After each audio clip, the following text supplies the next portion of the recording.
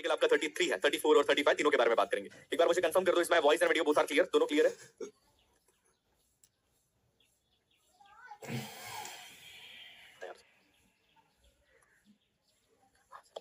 Clear है? Okay, great great, जय हिंद जय हिंद। जय हिंद। चलिए स्टार्ट करते हैं। रितिका मैं ठीक हूँ बेटा, चलो स्टार्ट करते हैं। आज बहुत सारा पढ़ना है अपने को, सो आई वांट कि आप नोट्स बना लेना, बिकॉज आज का जो सेशन है ना वो बहुत इंपॉर्टेंट होने वाला है। हर बार अगर मैं सीडीएस की बात करूँ, किसी भी एग्जाम की बात करें, तो यहाँ से क्वेश्चंस कई बार पूछे जाते हैं। तो ये पॉइंट याद रखना कि आज का सेशन बहुत इंपॉर्टेंट है। पॉसिबल हो तो कागज लेके बैठ जाना, कागज के अंदर जो चीजें मैं बोलते जा रहा हूँ उसके नोट्स बना लेना, बिकॉज क्या होता है ना, कई बार पीडीएफ के अंदर वो चीजें बाद में मिलेगी और कागज के अंदर थोड़ा सा नोट कर लेना। देखो बट एक बात याद रखना, आप में से कितने बच्चे ऐसे जो लेक्चर के टाइम पे नोट्स बनाते हैं? लेक्चर के टाइम पे नोट्स बनाते हैं ऐसे कितने बच्चे? हाँ, आर्टिकल 31 बताऊंगा रमेश साहब, मैं बताऊंगा आर्टिकल 31 30 भी अपन करेंगे, चिंता मत करो। पहले ये कर लेते हैं, फिर उसके बाद अपन करेंगे, चिंता मत करो, वो भी करने वाले हैं। लेक्चर के टाइम पे कितने बच्चे नोट्स बनाते हैं? अगर बनाते हो तो बंद कर देना, है ना? मैं इसलिए बोल रहा हूँ कि लेक्चर के टाइम पे सिर्फ मेरी बातों पे ध्यान रखो। वो गलती मत करो जो तुमने स्कूल के अंदर करी थी कि लेक्चर के टाइम पे नोट्स बना लिया और फिर बाद में वापस से रिवाइंड करके लेक्चर देखना पड़ रहा है कि सर ने उस टाइम पर क्या बोला था, है ना? तो ये थोड़ा सा ध्यान रखना है, मिस्टेक मत करना। देखो बाकी लोगों का मुझे नहीं पता, मैं अपना बताता हूँ कि मैं कोई इतना शार्प बच्चा नहीं था उस टाइम पे कि मैं टीचर जो बोल रहा है मिल जाएगी पीपीटी के अंदर, बहुत ज्यादा मेहनत करने की जरूरत हमको नहीं है। तो ये थोड़ा सा ध्यान रखना कि ये छोटी छोटी चीजें हैं, वो इंपॉर्टेंट होती है। नोट्स बनाओ, शॉर्ट नोट्स बना रहे हो तो इट्स टोटली फाइन, पर अगर आप लॉन्ग नोट्स बना रहे हो कि सर ने बोला लिख लो वो मजा नहीं आएगा। फिर चलो स्टार्ट करते हैं। आर्टिकल 30 तक हम लोगों ने कंप्लीट कर लिया था। आज जिस आर्टिकल के बारे में हम बात करेंगे दैट इज आर्टिकल 32। देखिए आर्टिकल 32 काफी इंपॉर्टेंट आर्टिकल है। इंपॉर्टेंट आर्टिकल इसलिए है बिकॉज एक ऐसा आर्टिकल है जिसके बिना भारत का संविधान शून्य है। ये मैं नहीं बोल रहा हूं, ये किसने कहा था? बाबा साहब अम्बेडकर ने बोला था। डॉक्टर भीमराव अम्बेडकर साहब ने ये कहा था कि इस आर्टिकल के बिना भारतीय संविधान को नलीफाई करार दिया जाएगा। नलीफाई मतलब जिसकी कोई भी वैल्यू नहीं है। और ये आर्टिकल भारतीय संविधान का हृदय भी है और भारतीय संविधान की आत्मा भी है। That this article is very soul of the Indian constitution and very heart of it. ये बात किसने कही थी? बाबा साहब अम्बेडकर ने बात की थी। और किस आर्टिकल के बारे में बात करें? आर्टिकल 32 के बारे में बात कर रहे हैं। आर्टिकल क्या है आप ध्यान से देखो, राइट टू कॉन्स्टिट्यूशनल रेमेडीज। अच्छा, रेमेडीज का मतलब बेसिकली क्या होता है, कोई बता सकता है? What you understand bye remedies? Remedies what is the meaning of that? ये जो शब्द है रेमेडीज का, इसका मतलब क्या होता है, कोई बता सकता है? अरे भैया आर्टिकल 31 करवा दूंगा, जो पढ़ा रहा हूं वो तो पढ़ो। ज्यादा इंपॉर्टेंट ये है, आर्टिकल 31 के आने के चांसेस 1000 में से 0.001 है। इसके आने के चांसेस 1000 में से 1000 है ना? मैं मना नहीं कर रहा हूं कि नहीं पढ़ाऊंगा, क्यों नहीं पढ़ाऊंगा, मैं बिल्कुल पढ़ाऊंगा, बट पहले ये तो पढ़। उपचार, बिल्कुल सही बात है। सोल्यूशन, उपचार की अपन बात करते हैं, हिंदी में इसको कहा जाता है उपचार। अच्छा, किसका उपचार करेंगे इस आर्टिकल के द्वारा? यहाँ पर बोल रहे हैं ना संवैधानिक उपचारों का अधिकार, रेमेडी। किसका उपचार करेंगे? किसका उपचार करते हैं? बेसिकली यहाँ पर किसी उपचार की बात नहीं कर रहे, वो ये कहता है कि एक दवाई की तरह आर्टिकल 32 काम करता है। जैसे किसी को कोई बीमारी लग जाती है, बीमारी अगर लगी तो उसको ठीक करने के लिए क्या करना पड़ेगा? नॉर्मली दवाई देनी पड़ती है, ट्रीटमेंट होता है। वैसी आर्टिकल की ट्रीटमेंट की तरह काम करता है। कैसे? अगर किसी व्यक्ति के जो भारत के अंदर रहता है, जो भारत का नागरिक है या भारत के बाहर भी रहता है बट भारत के अंदर आता जाता रहता है, या ऐसा व्यक्ति जो भारत के अंदर आया है, अगर उसके किसी फंडामेंटल राइट का वायलेशन होता है, उसके किसी मौलिक अधिकार का वायलेशन होता है, मतलब कोई उसके अधिकारों को छीन लेता है, चाहे तो सरकार छीन लेती है या फिर प्राइवेट पर्सन के मौलिक अधिकारों का हनन करता है, तो ये उसके अधिकारों का उपचार करेगा। उस हनन के विरुद्ध ये एक रामबाण दवा है। रामबाण दवा समझते हो ना कि भैया ये दवाई ली तो बिल्कुल हो ही जाएगा। ये पॉइंट याद रखिएगा कि ये संवैधानिक उपचारों के अगेंस्ट एक रामबाण इलाज है कि अगर आप के फंडामेंटल राइट्स का वायलेशन किसी भी तरीके से हो रहा है तो आप कुछ करने की जरूरत नहीं है। आर्टिकल 32 आपको इतनी परमिशन देता है, वो सारी चीजें आर्टिकल 32 के अंदर है कि आपके उन राइट्स को प्रोटेक्ट किया जाएगा। और जिस व्यक्ति ने आपके उन संवैधानिक अधिकारों का हनन किया या आपके उन राइट्स को वायलेट किया है, किसी भी तरीके से वायलेट किया है, तो उसके अगेंस्ट कानूनी कार्रवाई की जाती है। ये काफी इंपॉर्टेंट है। अब देखो ये चीज याद रखिएगा, ये चीज काफी और बहुत ज्यादा इंपॉर्टेंट है। जब हम आर्टिकल 32 की बात करते हैं तो मुझे एक चीज आप बताओ कि अगर आर्टिकल 32 नहीं हो, हमें हाइपोथेटिकल सिचुएशन लेते हैं कि अगर मान लो आर्टिकल 32 नहीं है, भारत का संविधान अपने को ये सारे अधिकार दे रहा है, जो भी अधिकारों की अपन बात करेंगे साहब, हमारे पास 6 राइट्स है, भारत का संविधान हमको सारे के सारे अधिकार दे रहा है। अब मुझे एक बात बताओ कि अगर आर्टिकल 32 नहीं होता, मतलब इस तरीके की चीजें कि यार तुम्हारे पास ये अधिकार है कि तुम ये कर सकते हो, तुम वो कर सकते हो, तुम ये कर सकते हो, तुम वो कर सकते हो, बट अगर तुम्हारे अधिकारों का कोई वायलेशन करता है, अगर तुम्हारे अधिकारों का कोई उल्लंघन करता है, तुम्हारे अधिकार कोई तुमसे छीनता है, तो तुम कुछ कर नहीं सकते। You can not do anything if someone violets your fundamental rights. तो मुझे बताओ कि ऐसे अधिकारों का कुछ फायदा है क्या? मतलब ये कुछ इस तरीके से है कि मैं तुमको बोल दूं कि जाओ ये घर तुम्हारा है, एक घर में तुमको दे दूं और तुमको कहूं कि इस घर की जितनी चीजें तुम सब यूज कर लो, बट अगर तुमको उस घर को यूज करने से कोई मना करता है, उनकी चीजों को यूज करने से कोई मना करता है, तो तुम कुछ कर नहीं सकते। तो मुझे बताओ कि ऐसे ही अगर अधिकार हमको दे दिए जाए कि साहब ये हमारे अधिकार है, पर अगर हमारे अधिकारों का वायलेशन सरकार करती है या अगर हमारे अधिकारों का वायलेशन कोई प्राइवेट पर्सन करता है, तो इस तरीके के अधिकारों का कोई मतलब है? यस और नो?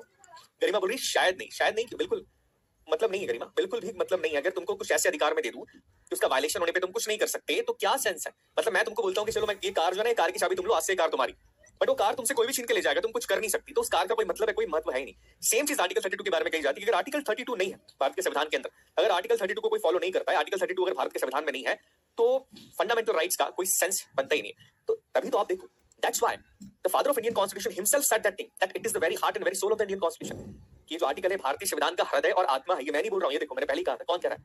ये बात कह रहे हैं बाबा साहब अंबेडकर। देखिए क्या बोल रहे हैं, पूरा सेंटेंस पढ़िएगा, दैट इज रियली इंपॉर्टेंट। ये कहते हैं an article without which this constitution would be a nullity. Nullity मतलब शून्य, एक ऐसा आर्टिकल है जिसके बिना संविधान कुछ भी नहीं होगा, नथिंग होगा, जीरो होगा अगर संविधान। और ये किसके बारे में बात करें? I could not refer to any other article, मैं किसी और आर्टिकल को रेफर कर ही नहीं सकता एक्सेप्ट, मैं किसकी बात कर रहा हूं? मैं बात कर रहा हूं आर्टिकल 32 की, and it is the very heart and very soul of the Indian constitution की। ये भारतीय संविधान की आत्मा भी है और ये भारतीय संविधान का हृदय भी है, ये भारतीय संविधान का हार्ट भी है। दैट मींस क्या समझ में आ रहा है? इसके बिना भारत का संविधान कुछ भी नहीं है। सोचो एक आर्टिकल को इतना इंपॉर्टेंस दिया जा रहा है, ऑब्वियसली कुछ तो रीजन होगा ना, इसके पीछे एक रीजन है। कई बार पूछा जाता है कि सर आर्टिकल 32 इतना इंपॉर्टेंट क्यों हो जाएगा? देखिए डेमोक्रेसी का सीधा मतलब किससे होता है? डेमोक्रेसी मतलब फ्रीडम। अगर तुम्हारी फ्रीडम को कोई आर्टिकल सिक्योर कर रहा है तो ऑब्वियसली वो तुम्हारी डेमोक्रेसी को बचाता है, और संविधान डेमोक्रेसी के ऊपर टिका है। अगर किसी संविधान के अंदर डेमोक्रेसी नहीं है, या ये कह सकते हैं कि फ्रीडम ही नहीं है, तो आप ये नहीं कह सकते कि आप एक डेमोक्रेटिक नेशन के अंदर रहते हैं। याद रखना, किसी भी कंट्री के अंदर डेमोक्रेसी सबसे इंपॉर्टेंट होती है। अगर डेमोक्रेटिक नेशन है तो डेमोक्रेसी किससे बनी? डेमोक्रेसी तुम्हारी फ्रीडम से बनी होती है। ये पॉइंट याद रखिएगा। क्लियर है? पॉइंट समझ में आ गया? हाँ जी, क्लियर है? बिल्कुल सही बेटा, बिल्कुल सौरभ। सर आर्टिकल 32 को वायलेट कर सकते हैं क्या? नहीं। ये दवाई को बीमार कर सकते हैं क्या? आर्टिकल 32 को वायलेट कर सकते हैं क्या? ये कुछ ऐसा ही कि आप ये बोल रहे हैं सर दवाई को बीमार कर सकते हैं क्या? नहीं, दवाई बीमार करने के लिए नहीं होती है, दवाई को कोई बीमार नहीं कर सकता। हाँ, दवाई बीमारी को ठीक जरूर कर सकती है। वैसे आर्टिकल 32 को कोई वायलेट नहीं कर सकता। आर्टिकल 32 तब यूज होता है जब तुम्हारे आर्टिकल को या तुम्हारे फंडामेंटल राइट्स को किसी ने वायलेट किया हो। तो बेसिक चीज है ना, ये कंफ्यूज मत रहोगे। आर्टिकल 32 का वायलेशन हो सकता है क्या? ये वैसे ही है कि जैसे आप बोल रहे हो सर ये दवाई इसको कोई बीमारी लग सकती है क्या? नहीं लग सकती, इट्स नॉट पॉसिबल। तो ये कुछ ऐसी चीज है जो पॉसिबल नहीं होती है ना। ये वैसे ही है जैसा कि मैं तुमको बोलूं कि चलो स्क्वायर सर्कल बना के दिखाओ, बना सकते हो क्या? स्क्वायर सर्कल नहीं बना सकते, है ना। ये चीजें इस तरह की होती है, तो याद रखो। चलो ठीक है। अब आर्टिकल 32 में बेसिकली ऐसा है क्या, है ना। सवाल ये उठता है कि सर इतना आपने बता दिया आर्टिकल 32 के बारे में, ये है वो है, आर्टिकल 32 बेसिकली है क्या? और उससे पहले कुछ चीज मैं आपको बता दूं कि आर्टिकल 32 इस तरीके का है कि आर्टिकल 32 रिट्स की बात करता है। अच्छा रिट्स क्या होती है? रिट्स कोई बता सकता है? What do you understand by writs? Writs से आप क्या समझते हैं, बताइए। आर्टिकल 32 के अंदर रिट्स के बारे में बताया गया कि जब भी आर्टिकल 32 का वायलेशन होता है या आपके फंडामेंटल राइट्स का वायलेशन होता है, तो हमारी जो जुडिशरी, ऑनरेबल जुडिशरी, वो रिट्स जारी करती है। 5 तरह की रिट्स जारी करती है। मेरा सवाल आपसे ये है कि what you understand by writ? Writs का मतलब क्या होता है? अच्छा, एक बच्चा बोल रहा है सर याचिका, एक बच्चा बोल रहा है सर ऑर्डर जारी करती है। याचिका क्या होती है? ऑर्डर क्या होता है? कोई बताएगा? Order by the courts. Okay. Shruti कह रही है type of order issued by the honourable High Court. Okay, देखिए एक चीज याद रखिएगा, writs are not the orders, these are the commands. Order नहीं है, दीज आर द कमांड्स। ये करना ही पड़ेगा आपको। ओके, पहली बात याद रखिएगा, writs are not order. Order क्या है? ऑर्डर थोड़ा सा लीनियंट हो जाता है, ऑर्डर को वायलेट कर देते हैं कई बार कि ऑर्डर है ठीक है इसको वायलेट कर दिया। जैसे आपने ऑर्डर दिया कि साहब कल आ जाना, आपने वायलेट कर दिया। बट जब हम बात करते हैं कमांड की, कमांड को आप वायलेट नहीं कर सकते, you can not violate the command. तो writs are kind of command which is given by the Indian judiciary. जो हमारी जुडिशरी देती है, कमांड देती है कि आप ये करो, आप ये करो। These are type of commands which is given by the Indian judiciary. अब जुडिशरी में क्या क्या आता है? जुडिशरी के अंदर तो सर ऑनरेबल सुप्रीम कोर्ट भी आता है, जुडिशरी के अंदर तो ऑनरेबल हाई कोर्ट्स भी आते हैं, जुडिशरी के अंदर तो ऑनरेबल डिस्ट्रिक्ट कोर्ट्स भी आते हैं, सबऑर्डिनेट कोर्ट्स भी आते हैं। तो ये क्या होता है? कौन किसके पास रिट इशू करने का पावर है? तो हमारे संविधान के अकॉर्डिंग अगर आपके फंडामेंटल राइट्स का वायलेशन होता है, listen to me very very carefully, ये समझ के चलना कि अगर इस चैप्टर से क्वेश्चन नहीं बनाना तो बहुत दिक्कत हो जाएगी आगे हर एग्जाम्स के अंदर, जिसमें पॉलिटी आता है, तो समझना पड़ेगा। ये पॉइंट याद रखिएगा। अगर आपके फंडामेंटल राइट्स का वायलेशन आता है तो हमारे यहाँ पर केवल 2 जुडिशियल अथॉरिटी को रिट इशू करने की पावर है। वो 2 जुडिशियल अथॉरिटी कौन सी? Absolutely number 1 is our honourable supreme Court. जब हम आर्टिकल 32 की बात करते हैं, जो अभी अपन पढ़ेंगे, तो आर्टिकल 32 किसके बारे में बात करता है? आर्टिकल 32 ऑनरेबल सुप्रीम कोर्ट के रिट इशू करने के बारे में बात करता है। मतलब जब ऑनरेबल सुप्रीम कोर्ट किसी व्यक्ति के फंडामेंटल राइट्स वायलेट हो गए, मतलब मान लो कि मैं इंडिया में रहता हूं, भारत में हूं, और भारत के अंदर सरकार ने मेरे फंडामेंटल राइट्स को वायलेट कर दिया, तो आर्टिकल 32 ऑनरेबल सुप्रीम कोर्ट को पावर दे रहा है कि हाँ, आर्टिकल 32 सुप्रीम कोर्ट को पावर देता है कि साहब तुम्हारे फंडामेंटल राइट्स वायलेट हुए हैं, तो तुम्हारे खिलाफ या जिस भी व्यक्ति ने फंडामेंटल राइट्स वायलेट किए उसके खिलाफ honourable supreme court writ issue कर सकती है।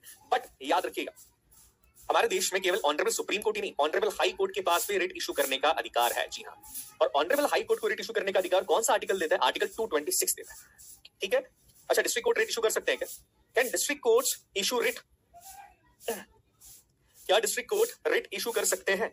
यस और नो, बताइए इसका सही आंसर क्या है। क्या डिस्ट्रिक्ट कोर्ट रिट इशू कर सकते हैं?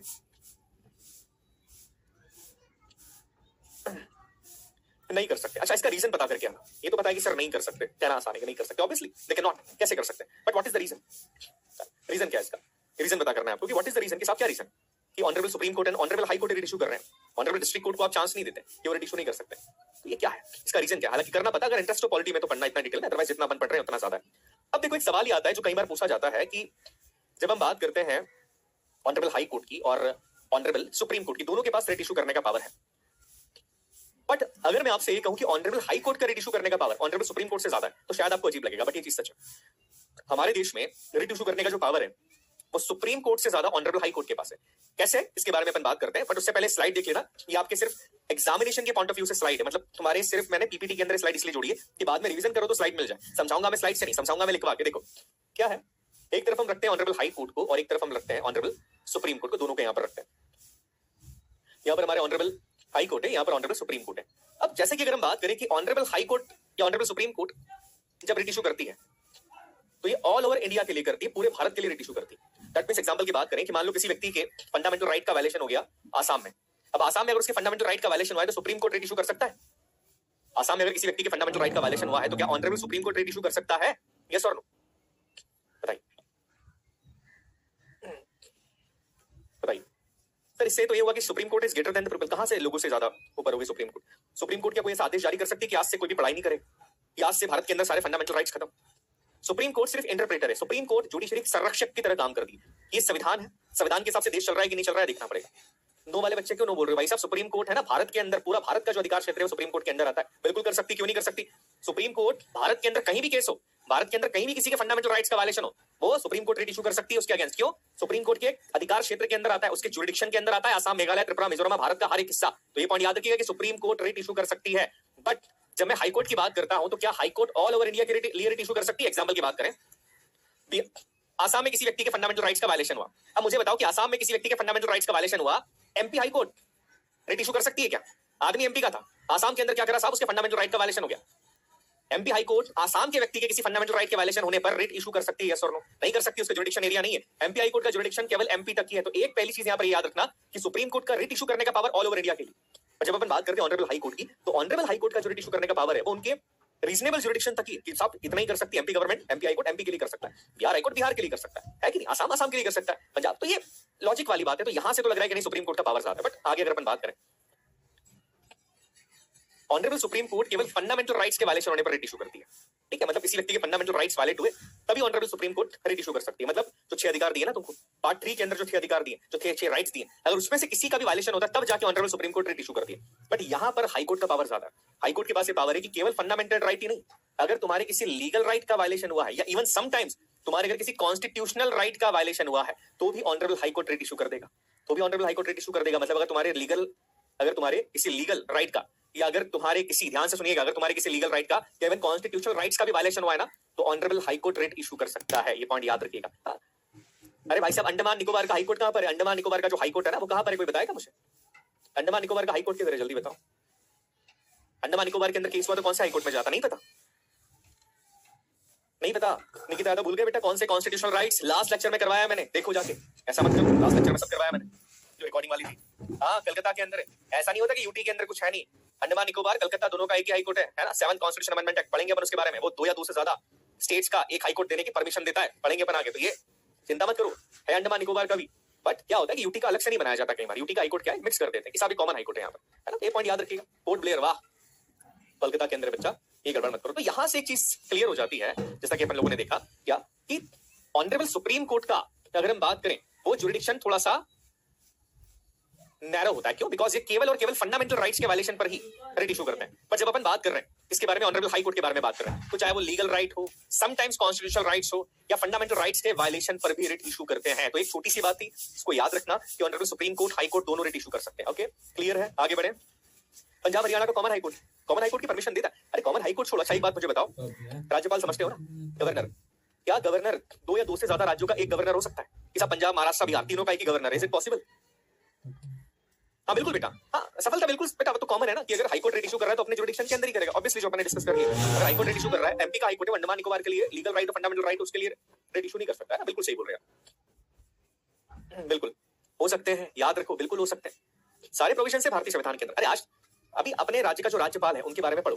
कई बच्चे ऐसे होंगे जो जिस स्टेट से आप लोग बिलोंग करते हो ना, आपके स्टेट के राज्यपाल 2 स्टेट के राज्यपाल का काम कर रहे हैं। हाँ होता है, ऑब्वियसली 17वां संवैधानिक संशोधन ये सारी परमिशन देता है। देखो 7th कॉन्स्टिट्यूशन अमेंडमेंट ने बहुत कुछ करा है, बहुत सारी चीजें करी। जब अपन धीरे धीरे पढ़ेंगे ना, अपन राज्यपाल के ऊपर आएंगे, अपन अमेंडमेंट्स के बारे में पढ़ेंगे, अपन ऑनरेबल सुप्रीम कोर्ट के बारे में पढ़ेंगे, ऑनरेबल हाई कोर्ट के बारे में जब अपन पढ़ेंगे, जुडिशरी पे आएंगे, धीरे धीरे सब समझ में आ जाएगा। ओके चलिए ठीक है। अब रिट्स के बारे में अगर हम बात करें तो कितने तरह के रिट्स या कितने प्रकार के रिट्स भारतीय संविधान के अंदर दी गई है? तो 5 तरह के आदेश भारतीय संविधान के अंदर दिए गए, 5 तरह के रिट्स होती है। अगर हम telling writs are kind of command, they are not even only orders, these are the commands कि करना पड़ेगा आपको। These are the punishable commands कि आपने फॉलो नहीं किया ना तो बहुत तगड़ी पनिशमेंट मिलती है। आप देखो, मैं सीधी सी बात बोल रहा हूं, कई बार क्या होता है कि अगर आप कानून के थोड़े बहुत भी ज्ञाता हो ना, आपको थोड़ी बहुत भी चीज पता है, और अगर किसी पब्लिक अथॉरिटी ने, मतलब सरकारी अथॉरिटी ने तुम्हारे साथ कुछ गलत किया, तुम्हारे फंडामेंटल राइट्स का वायलेशन किया, अगर तुमने सिर्फ इतना बोल दिया ना कि सर मैं तो रिट्स का पिटीशन दायर कर रहा हूं, और रिट का नाम अगर बता दिया तो तुम्हारा काम वो वही कर देगा, गारंटी से बोल रहा हूं मैं। बिकॉज ये ऐसी चीज है ना जिससे सब डरते हैं। बट क्या है प्रॉब्लम, ये कि people don't new even about their own rights. सब हमको पता ही नहीं हमारे राइट्स हमारे अधिकार क्या है, तो ये पता होने चाहिए। तुम लाइसेंस बनवाने गए आरटीओ के अंदर, आरटीओ साहब ने मना कर दिया मैं जरा लाइसेंस नहीं बनवा रहा। क्यों नहीं बनवा रहा? क्योंकि तू मेरा दुश्मन है। आप इशू करवा सकते हो रिट। कैसे मना कर दिया आपने? ये आपकी ड्यूटी थी कि आपको ये काम करना है। मैंडमस है, बहुत सारी चीजें अपन पढ़ेंगे इसके बारे में। अब देखिए 5 तरह की रिट्स होती है भारतीय संविधान के अंदर। अगर हम बात करें प्रॉपर्ली तो there are 5 type of writs which is mentioned in the Indian constitution. Number 1 habeas corpus. ये हेबियस कॉर्पस रिट ऐसी है जो सबसे ज्यादा बार इशू की गई है। मेजरली देखो एक पॉइंट याद रखना, मेजरली ऑनरेबल सुप्रीम कोर्ट के अंदर रिट के केसेस बहुत कम जाते हैं। मतलब तुम रिट की अगर बात करोगे ना तो रिट्स के अंदर ऑनरेबल सुप्रीम कोर्ट के अंदर केसेस बहुत कम जाते हैं। ऑल द वे आप चाहो, मेरी एक बात सुनो, जैसे एग्जांपल की बात करें, छोटा सा पॉइंट है बट थोड़ी सी गहराई वाली बात समझाना चाहता हूं। जैसे मान लो कि मेरे किसी फंडामेंटल राइट का वायलेशन हो गया, मेरे किसी फंडामेंटल राइट का वायलेशन हो, चलो आर्टिकल 19 का वायलेशन कर दिया सरकार ने मेरे। अब क्या मैं डायरेक्टली ऑनरेबल सुप्रीम कोर्ट जा सकता हूं या नहीं? मैं ऑनरेबल हाई कोर्ट जा सकता हूं या जहां मेरी मर्जी में वहां जाऊंगा? बताओ, अगर मेरे फंडामेंटल राइट्स का वायलेशन हो जाता है, आर्टिकल 19 का वायलेशन कर दिया, किसने करा? सरकार ने कर दिया। Can I go to the High Court only और I can also go to the Supreme Court only? कहां जा सकता हूं? देखो एक बात ध्यान रखो, संविधान में किसी भी किताब में ये कहीं नहीं लिखा कि तुम डायरेक्टली सुप्रीम कोर्ट नहीं जा सकते। यू कैन गो, हाँ जा सकते हो। अगर तुम्हारे फंडामेंटल राइट्स का वायलेशन होता है तो डायरेक्टली तुम जा सकते हो, ऑनरेबल सुप्रीम कोर्ट में कोई मना नहीं करता। बट जब आप सुप्रीम कोर्ट जाते हो ना तो सुप्रीम कोर्ट पूछेगा कि अच्छा आपके फंडामेंटल राइट्स का वायलेशन हुआ है? आप बोलोगे हाँ सर हुआ है। हाई कोर्ट क्यों नहीं गए? If you don't have a reasonable reason के सामने इसलिए नहीं गया तो फिर तुम्हारी पिटीशन खारिज कर देंगे, बोलेंगे नहीं पहले हाई कोर्ट में जाओ, बिकॉज़ एक चेन ऑफ कमांड होती है। संविधान में लिखा है कि आप जा सकते हो honourable supreme court, but high court क्यों नहीं गया? What is the reason? वो रीजन आपको बताना पड़ेगा। रीजन अगर जस्टिफाइड नहीं है तो फिर आपका कुछ नहीं हो सकता। रीजन जस्टिफाइड होना चाहिए ना। That's why I am telling you कि हाई सुप्रीम कोर्ट में बहुत कम केसेस जाते हैं रिट्स के, बहुत मुश्किल से कोई केस जाता होगा। नॉर्मली जो रिट्स के केसेस जाते हैं वो सारे के सारे ऑनरेबल हाई कोर्ट्स में जाते हैं। स्पेसिफिकली अगर मैं बात करूं तो साउथ साइड में रिट्स के केसेस, रिट्स की पिटीशंस बहुत ज्यादा जाहिर होती है। ये पॉइंट याद रखिएगा। क्लियर है? समझ में आ गया? यस, बिल्कुल सही बेटा अभिषेक। सुप्रीम कोर्ट रीडायरेक्ट कर देगा हाई कोर्ट को। आपको रीजन बताना पड़ता है कि रीजनेबल रिस्ट्रिक्शंस या रीजनेबल रीजन क्या है। अनिकिता बता चुका हूं मैं, फंडामेंटल राइट्स, कॉन्स्टिट्यूशनल राइट्स में अगेन बोल रहा हूं आपको कि आप लास्ट लेक्चर देखो, बिकॉज़ आपने नहीं देखा फंडामेंटल राइट्स का लेक्चर, देखे नहीं आपने, इसलिए आपको कंफ्यूजन हो रहा है। शायद आपने बैच अभी ज्वाइन किया है ना। ये पॉइंट याद रखो, तो देखना पड़ेगा। देखो एकदम से समझ नहीं आएगा, पिक्चर बीच में से देखोगे तो फिर क्लियरिटी नहीं आती। समझो, अगर बारीक चीजें समझना हो तो बाकी रिट समझ में आ जाएगा कि मैं किस बारे में बात कर रहा हूं। बारीक चीजें समझना हो तो फिर समझ में नहीं आएगी आपको। नहीं, बिल्कुल पीएम बोल सकते हैं, क्यों नहीं बोल सकते? बिल्कुल बोला सकता है। देखो अगर कोई व्यक्ति अपने धर्म का पालन कर रहा है तो इट्स टोटली फाइन, उसमें क्या दिक्कत है? चलिए सबसे पहले रिट की हम बात करेंगे जिसके बारे में मैं ऑलरेडी बता चुका हूं कि सबसे ज्यादा बार, मतलब सबसे ज्यादा बार इस रिट को इशू किया जाता है और इसी का यूज किया जाता है। That writ name is habeas corpus. क्या इस रिट का नाम हेबियस कॉर्पस? बेसिकली जो शब्द आप दिख रहे हैं ना, हेबियस कॉर्पस, मैंडमस, सर्शरारी, ये सारे के सारे लैटिन वर्ड्स, लैटिन शब्द के अंदर ही शब्द है, ये सारे वर्ड्स लैटिन है। अगर अपन इसको इंग्लिश में कन्वर्ट करें तो इसका इंग्लिश में मतलब होता है हेबियस कॉर्पस का to have the body of. To have the body of का अगर मैं हिंदी में कन्वर्ट करूं इस चीज को तो इसका मतलब होता है सशरीर प्रस्तुत करो। कैसे प्रस्तुत करो? शरीर के साथ प्रस्तुत करो, सशरीर प्रस्तुत करो। ये रिट कब इशू की जाती है? ध्यान से सुनिए मेरी इस बात को। ये रिट इशू की जाती है जब किसी व्यक्ति को अनलॉफुली डिटेन किया जाता है। अनलॉफुली डिटेन का मतलब होता है, हमारे यहां पर किसी व्यक्ति को कब डिटेन कर सकते हैं? जब उसने कोई क्राइम किया। उसके अलावा किसी व्यक्ति को डिटेन कर सकते हैं क्या? नहीं कर सकते, है ना। हाँ, प्रिवेंटिव की बात अलग है। अगर मैं प्यूनिटिव डिटेंशन की बात करूं तो किसी व्यक्ति को केवल तब अरेस्ट कर सकते हैं जब उसने सच में साहब इसने कोई क्राइम किया है, कोई गड़बड़ करी है, इसलिए इसको अरेस्ट कर लिया। ये रिट कब इशू की जाती है? जब किसी व्यक्ति को अनलॉफुली, मतलब मान लो कि मैं सुबह ग्राउंड के अंदर चक्कर लगा रहा था, दौड़ रहा था, पुलिस आती है, मुझे अरेस्ट कर देती है, चलो जेल में डाल दिया आपको। क्यों जेल में डाल दिया? क्योंकि प्रथमेश सर जब आप ग्राउंड में दौड़ने के लिए आप आ रहे थे ना तो आपकी गाड़ी से नेताजी की गाड़ी पे स्क्रैच लग गया था। नेताजी की गाड़ी पे स्क्रैच लग गया, नेताजी बड़े गुस्सा हैं, आपको अब हम अंदर लेके जा रहे हैं, डाल रहे हैं। मुझे बताओ कि अगर इस तरीके से काम किया जाता है तो is it a lawful detention? Is it a lawful detention और नॉट? ओके कुशाग्र, इस तरह का डिटेंशन लॉफुल है? किसी को सिर्फ आप जेल में इसलिए डाल देते हैं कि आपने आपकी गाड़ी पे स्क्रैच लगा दिया। Is that kind of detention is lawful detention? Absolutely not. It is the mayor use of power कि हम पावर में तो हम डिटेन कर लेंगे आपको। अब जैसे एग्जांपल की बात करें, इसमें मेरे कौन से राइट का वायलेशन हो गया? मेरे आर्टिकल 22 का वायलेशन हुआ है। कौन सा वायलेशन? पहला, इन्फॉर्म नहीं किया, क्यों अरेस्ट किया है। दूसरा, मजिस्ट्रेट के सामने प्रेजेंट नहीं कर सकते बिकॉज मैंने कुछ किया नहीं। तीसरा, लॉयर से मिलने की परमिशन नहीं, उसके पहले भी एक आर्टिकल वायलेट किया मेरा। कौन सा? Right to life. मैंने कुछ जब तक किया नहीं तब तक कोई मुझे बिना किसी रीजन के डिटेन नहीं कर सकता। तो इस तरह के डिटेंशन भारत में कई बार किए जाते हैं। आप देखिए गांव के अंदर, आप देखिए गांव के अंदर अगर आदमी को बताओ कि मेरे को मेरा अधिकार है, हेबियस कॉर्पस वाला, कोई पुलिस वाला हाथ नहीं लगा सकता। क्यों नहीं लगा सकते? गलत अगर वो कर रहा है तो। ईमानदार पुलिस वाला तो वो कुछ नहीं करेगा, वो ऐसे ही मना कर देगा। ये तो नॉर्मली क्या होता है, मंत्री जी का फोन आया हो, भाई साहब उठा लो उसको। क्यों उठा लो? थोड़ा सा हम लोगों से ज्यादा तेज चलने की कोशिश कर रहा है, इसको उठा लो, रात भर जेल में खत्म करो। कैसे डिटेन कर लिया? सामने वाले को अरेस्ट करने का उसने बोल दिया, साहब दिखाओ मेरे को, क्या दिखाओ? आर्टिकल 22 मेरे को बोलता है कि आप मेरे को अगर अरेस्ट करने आ रहे हो, डिटेन करने आ रहे हो तो सबसे पहले मुझे बताओ कि किस रीजन की वजह से डिटेन कर रहे हो। और अगर मेरे को प्रिवेंटिव डिटेंशन की वजह से डिटेन कर रहे हो तो फिर मेरे को 3 महीने अंदर रखना, और उसके बाद मैं मजिस्ट्रेट साहब के सामने जाऊंगा कि मेरे को प्रिवेंटिव डिटेंशन कहते हैं 3 महीने अरेस्ट करके रखा। तो ये बहुत सारी चीज काफी इंपॉर्टेंट। आई बात समझ में? क्लियर हुआ कि अपने अधिकारों के बारे में पता होना बहुत जरूरी है, जो गरीब आदमी को नहीं पता होता है। शोषण किसका होता है? शोषण किसका होता है? शोषण उसका होता है जिसको अपने अधिकारों के बारे में नहीं पता है, जो पढ़ा लिखा आदमी नहीं है। पढ़े लिखे आदमी का शोषण कोई नहीं करता। कर सकते हैं क्या? नहीं कर सकते। तो ये बहुत सारी चीजें भारत के अंदर होती है। ये पता थी हमारे कॉन्स्टिट्यूशन मेकर्स को कि अनलॉफुल डिटेंशन सबसे ज्यादा होगा, इसलिए इस रिट को सबसे नंबर 1 के ऊपर रखा है ना। समझ में आ गया? आगे बढ़े।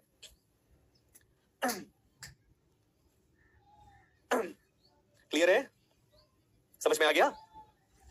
हाँ, ये मूवी क्या, देखो जिस मूवी के बारे में बात करें मैं हमेशा उसका एग्जांपल देता हूँ। ये रही वो मूवी का पोस्टर है, मैं मुझे अच्छा लगता है इस मूवी का पोस्टर लेकर आना। इस मूवी में क्या होता है, ये एग्जांपल काफी अच्छा, जय भूमि मूवी है। मैं हमेशा बच्चों को बोलता हूँ कि कुछ इस तरह की मूवीज देखा करो, इससे तुम्हारा माइंड थोड़ा सा तुम्हारा माइंड थोड़ा इनलाइटन हो जाए, लगे कि हाँ कुछ देखा है, समझ में आया समाज के अंदर प्रॉब्लम्स क्या है। इस मूवी के अंदर क्या होता है बेसिकली, ये दोनों पति पत्नी एक ट्राइब से बिलोंग करते हैं। इस पति को चोरी के जुल्म में पुलिस अरेस्ट करके ले जाती है, डिटेन करके रखती है इनलीगल तरीके से, और डिटेंशन के दौरान इसकी मृत्यु हो जाती है। इतना मारते बेचारों को कि उसकी मृत्यु हो जाती है, और पुलिस वाले बोलते हैं कि ये भाग गया। अब इसके अगेंस्ट क्या होता है, फिर हीरो हेबियस कॉर्पस की पिटीशन याचिका दायर करवाता है। और हेबियस कॉर्पस का लिटरली मतलब क्या होता है, to have the body of. इसका मतलब यह है कि जब यहां पर जज साहब बैठे होंगे, जज साहब बोलेंगे कि भाई जिसको डिटेन कराया ना उसको सशरीर मेरे सामने प्रस्तुत करो, उसको लेके आओ मेरे सामने। मैं पूछूंगा कि तेरा डिटेंशन सही हुआ कि नहीं हुआ। क्यों? क्योंकि तुमने 24 घंटे के अंदर एक तो मेरे सामने प्रेजेंट नहीं किया, तुम्हारे पास एफआईआर की कॉपी नहीं है, तुमने उसको इन्फॉर्मेशन नहीं दी कि साहब उसको अरेस्ट क्यों किया जा रहा है। तो ये पॉइंट याद रखिएगा कि इस तरह की जो मूवीज होती है, बेसिकली अगर मैं बात करूं कि इस तरह की जो इश्यूज होते हैं, सोशल इश्यूज, ये तुमको पता होने चाहिए। भारत के एक अच्छे नागरिक होने के नाते एटलीस्ट तुमको पता होने चाहिए। तो ये पॉइंट याद रखिएगा, बिकॉज ये चीज काफी होती थी पहले तमिलनाडु के अंदर, स्पेसिफिकली बहुत चीजें हुई है, बिकॉज पुलिस वालों को टारगेट दिया जाता है कि साहब 1 महीने में इतनों को अरेस्ट करना, किसको करे तो इनको उठा के कर दिया। तो ये पॉइंट याद रखिएगा कि ये जो रिट है इसका उपयोग सबसे ज्यादा बार किया जाता है। अब सवाल ये आता है कि मान लो ये रिट की पिटीशन याचिका कौन दायर कर सकता है, कौन जाएगा सुप्रीम कोर्ट में कि सर इनके साथ ऐसा हो गया, किसके बेसिस पे पिटीशन दायर की जा सकती है। तो बड़ा इंटरेस्टिंग है, इसको बनाया ऐसा है कि कोई भी कर सकता है। ऐसा नहीं कि किसी के इन्फ्लुएंस में आके तुम परिवार को धमकाओगे तो परिवार का आदमी कर सकता नहीं, कोई दोस्त भी तुम्हारे बेसिस पे इस रिट को इशू कर सकता है। जैसे एग्जांपल की बात, इशू तो नहीं बोलूंगा, याचिका दायर कर सकता है। जैसे अगर हम बात करें कि जो एप्लीकेशन है हेबियस कॉर्पस की, ये कौन फिल कर सकता है, या तो वो आदमी खुद जिसको अरेस्ट किया, अब ऑब्वियसली वो तो कर नहीं सकता बिकॉज उसको बेचारे को खुद को अरेस्ट किया हुआ है। अगर वो नहीं तो उसके माता पिता, उसके पेरेंट्स नहीं है तो उसकी वाइफ नहीं है तो उसका भाई बहन, कोई भी, और अगर भाई बहन भी नहीं है तो उसका कोई भी दोस्त या उसका जानने वाला। मतलब वो अगर अरेस्ट है तो उसको बचाने के लिए कोई भी पिटीशन दायर कर सकता है। देखिए सोचिए कितनी अच्छी सोच रही है कॉन्स्टिट्यूशन मेकर्स की, जो सोच है वो काफी अच्छी होती है। ये पॉइंट याद रखिएगा ना। तो ये बहुत सारी चीजें जो आपको सीखनी चाहिए, बहुत सारी चीजें समझ में आनी चाहिए, तो ये याद रखिएगा, ये काफी इंपॉर्टेंट है। और आज भी क्या होता है, कई बार ये कर दिया जाता है, क्यों? बिकॉज लोगों को पता नहीं होता। बट आजकल सोशल मीडिया ऐसा प्लेटफॉर्म है, सब आपको कोई इलीगली अरेस्ट करने आ रहा है, आप वीडियो बना लो, वीडियो को एविडेंस माना जाता है honourable supreme court, high court दोनों के अंदर। तो ये चीजें आपको पता होनी चाहिए। यहां तक क्लियर है? आगे बढ़े। सन डॉटर कोई भी करवा सकता है, प्रशांत बता तो दिया मैंने, कोई भी करवा सकता है। सन डॉटर कोई भी करवा सकता है, जानने वाला, फ्रेंड्स तक करवा सकते हैं, तो रिलेटिव तो कोई भी करवाई देगा।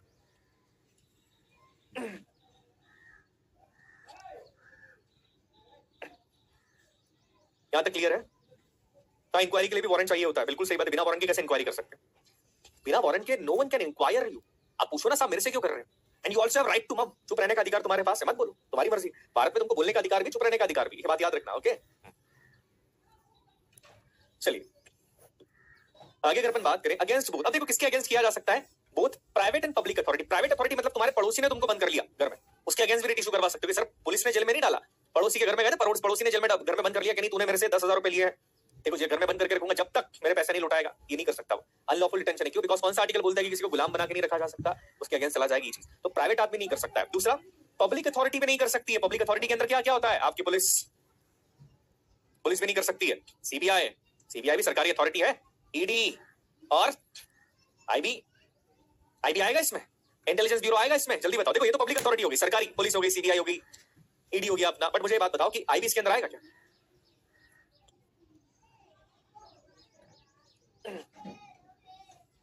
देखिए बहुत law is very powerful weapon, but the thing is that if you have to use it very correctly, है ना। कई लोग लॉ को गलत तरीके से यूज करते हैं, कानून को गलत तरीके से घुमा फिरा के यूज करते हैं।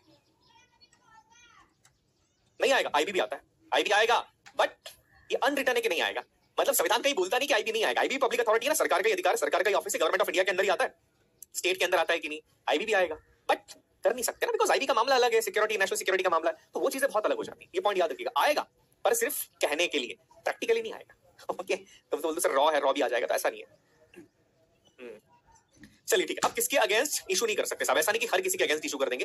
कुछ केसेस ऐसे हैं जहां पर आप इस रिट को, हेबियस कॉर्पस के रिट को इशू नहीं कर सकते। जैसे एग्जांपल की बात करें, व्हेन डिटेंशन इज लॉफुल, अगर डिटेंशन लॉफुल है कि भैया सच में उसने क्राइम किया था, सच में उसने कुछ करा था, उसका अरेस्ट वारंट जारी हो गया, उसको मजिस्ट्रेट के सामने प्रेजेंट भी कर दिया, लॉफुली उसको डिटेन कराया आदमी को, फिर तुम बोलोगे नहीं हेबियस कॉर्पस तो वो नहीं हो पाएगा साहब, डिटेंशन लॉफुल है तो आप कुछ नहीं कर सकते, नंबर 1।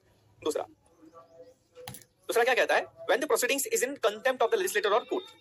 अगर किसी ने कंटेम्प्ट ऑफ कोर्ट किया है तो कंटेम्प्ट ऑफ कोर्ट क्या होता है, कोई बताएगा? What do you understand by contempt of court? अगर किसी ने contempt of court कर दिया, ये लाइन याद रखना, ये पूछे जाते हैं कि किसका इशू नहीं होते, कब होते हैं। अगर किसी व्यक्ति ने contempt of court किया, कोर्ट की अवहेलना, अवमानना की है, तब habeas corpus की रिट इशू नहीं होती है। What do you understand by contempt of court? बताइए क्या होता है? ईडी का फुल फॉर्म बताओ। अगेंस्ट कोर्ट नहीं, क्या होता है contempt of court? ईडी का फुल फॉर्म हाँ बता दिया अमन ने, इन्फोर्समेंट डायरेक्टरेट। बहुत बढ़िया। अगेंस्ट कोर्ट का अपमान। देखो कंटेम्प्ट ऑफ कोर्ट को लीगल लैंग्वेज के अंदर अगर मैं तुमको बताऊं, इसका सीधा चलो सामान्य भाषा में बता देता हूं। अगर तुमने कोर्ट के किसी डिसीजन को नहीं माना, दो भाई थे मोहन रमेश, कोर्ट में केस चल रहा था, मोहन और रमेश का जमीन का केस था, केस रमेश जीत गया, कोर्ट ने बोला कि सारी जमीन रमेश की, बट मोहन अभी भी जमीन रमेश को दे नहीं रहा है। ये कंटेम्प्ट ऑफ कोर्ट माना जाएगा, कोर्ट की अवहेलना कि तुमने कोर्ट के डिसीजन को नहीं माना। दूसरा, अगर तुमने कोर्ट के डिसीजन को बाहर क्रिटिसाइज कर दिया, आपने देखा है जो न्यूज चैनल्स होते हैं वहां पर कोई भी व्यक्ति जो डिबेट के अंदर आते हैं वो कोर्ट के डिसीजन को क्रिटिसाइज कभी नहीं करता है, उसको पता है कंटेम्प्ट ऑफ कोर्ट हो जाएगा। देखा है ना, कंटेम्प्ट ऑफ कोर्ट में 6 महीने तक की जेल का प्रावधान भी कि अगर तुमने कोर्ट को कंटेम्प्ट किया। कंटेम्प्ट ऑफ कोर्ट का मतलब सिर्फ ये नहीं रहता कि तुमने कोर्ट के डिसीजन को नहीं माना, अगर तुमने उस डिसीजन के खिलाफ उसको क्रिटिसाइज करा कि साहब कोर्ट ने गलत किया, ये नहीं करना चाहिए, तो भी ये कंटेम्प्ट ऑफ कोर्ट माना जाता है। ये पॉइंट याद रखिएगा, कंटेम्प्ट ऑफ कोर्ट भी नहीं होना चाहिए, ये पॉइंट याद रखिएगा, that is really important. Clear है, समझ में आ गया? ओके बेटा, ओके अनामिका, ओके बेटा। पहले होता था अनामिका, पहले था बेटा, अभी की केस नहीं, पहले चीजें थी, अब चीजें धीरे धीरे सुधर रही है, पहले बहुत दिक्कत थी। Next, detention is outside the jurisdiction of the court. अब ये केवल हाई कोर्ट के लिए और सुप्रीम कोर्ट के लिए भी। जैसे एग्जांपल की बात करें, जो डिटेंशन है वो कोर्ट के जुरिडिक्शन से बाहर है। जैसे एग्जांपल की बात करते हैं, इसको अपन एग्जांपल के थ्रू लेते हैं। मान लो कोई आदमी था, उसको यूएसए में डिटेन कर लिया, यूएसए में उसको डिटेन करा। अब मेरे को बताओ, उसको डिटेन यूएसए में करा है हमारे देश का honourable supreme court, habeas corpus की रिट इशू कर सकता है, उसको डिटेन भाई साहब को यूएसए के अंदर किया। ऑनरेबल सुप्रीम कोर्ट का जो जुरिडिक्शन है वो अधिकार क्षेत्र कहां तक है? केवल भारत तक है, केवल भारत तक अधिकार क्षेत्र है ऑनरेबल सुप्रीम कोर्ट का। भाई साहब को डिटेन किया यूएसए में, कलाकारी कर रहे थे कुछ, क्या यहां पर हिबियस कॉर्पस की रिट इशू कर सकता है हमारा ऑनरेबल सुप्रीम कोर्ट? बताइए, नहीं कर सकता, जुरिडिक्शन से बाहर है ना, सीधी सी बात है। यूएसए ऑनरेबल सुप्रीम कोर्ट के जुरिडिक्शन में नहीं आता, लॉजिकल बात है। क्लियर है? तो ये कुछ रीजंस होते हैं जिन रीजंस के कारण जो है रिट इन रीजंस की वजह से इशू नहीं हो सकती है, ये पॉइंट याद रखिएगा। क्लियर है, समझ में आ गया? हिबियस कॉर्पस क्लियर हो गया। नेक्स्ट रिट के बारे में बात करें, साउथ के हीरो हीरोइन देखेंगे आज अपन। आगे बढ़े, सॉरी, बिल्कुल सही बात है। चलो, अब दूसरी जो रिट है that is the mandamus. Mandamus ये काफी इंपॉर्टेंट रिट है। सेकंड नंबर पे अगर मैं बात करूं तो इस रिट का इशू किया जाता है। सर ये पॉइंट 3 में हाई कोर्ट की जुडिक्शियल लिमिट भी काउंट होगी ना? हाँ obviously Devraj, obviously high court की जुडिक्शियल लिमिट तो बताई दिया ना मैंने, हाई कोर्ट की जुडिक्शियल लिमिट तो बिल्कुल सही बात है। ओके, अब देखो मैंडमस की बात करें, मैंडमस को भी मैं स्टोरी की तरह समझाता हूं, बिकॉज़ क्या है ना, अपन जब एग्जांपल्स लेते हैं, साउथ की मूवीज अपन बहुत देखते हैं, एग्जांपल्स लेते हैं, सोचते हैं, समझते हैं, तो फिर चीजें सही तरीके से समझ में आ जाती है। चलो देखते हैं क्या होता है। ये थे हमारे भाई साहब भोलू, है ना, भोलू थे, 20 से डिनोट करता हूं भोलू को। भोलू ग्रेजुएट है, हाँ भोलू ग्रेजुएट है, हाँ बिल्कुल भोलू ग्रेजुएट है। अब भोलू जो है, भोलू बेचारा एक बिजनेस करना चाहता है, छोटी सी दुकान खोलता है, और दुकान का इसको क्या चाहिए? लाइसेंस चाहिए। ठीक है, दुकान का लाइसेंस चाहिए इसको, बिकॉज इसको एक दुकान खोली जिसके लिए लाइसेंस रिक्वायर्ड है। भोलू ग्रेजुएट है भाई साहब, पढ़ा लिखा थोड़ा सा कम है, ग्रेजुएट है पर बहुत ज्यादा अच्छे से पढ़ा लिखा नहीं है, इंग्लिश विंग्लिश नहीं आती। भोलू के पास में ये एक आईएएस अधिकारी लेते हैं। ये आईएएस अधिकारी कौन है? ये आईएएस अधिकारी लाइसेंस डिपार्टमेंट के अंदर काम करते हैं। लाइसेंस पे जो अंतिम हस्ताक्षर हैं वो इनके ही होते हैं। ठीक है, ये भाई साहब के अंतिम हस्ताक्षर होते हैं। अब होता ये है, ध्यान से सुनो, काफी इंपॉर्टेंट है, भोलू और ये दोनों आपस में पड़ोसी हैं, इनकी बनती नहीं है। पता है पड़ोसी की बहुत कम पड़ोसी होते हैं जिनकी बनती, बाकी की नहीं बनती, तो इन दोनों की बनती नहीं। अब क्या होता है कि भोलू जाता है कि साहब मेरे को तो दुकान खोलनी है, भोलू जाता है लाइसेंस लेने के लिए। ऑब्वियसली जब लाइसेंस लेने के लिए जाएगा तो इन आईएएस अधिकारी के पास से जाना पड़ेगा। जाना पड़ेगा कि नहीं? बताइए, जाना पड़ेगा? जाना पड़ेगा ना, इन आईएएस अधिकारी के पास जाना पड़ेगा कि नहीं? यस और no?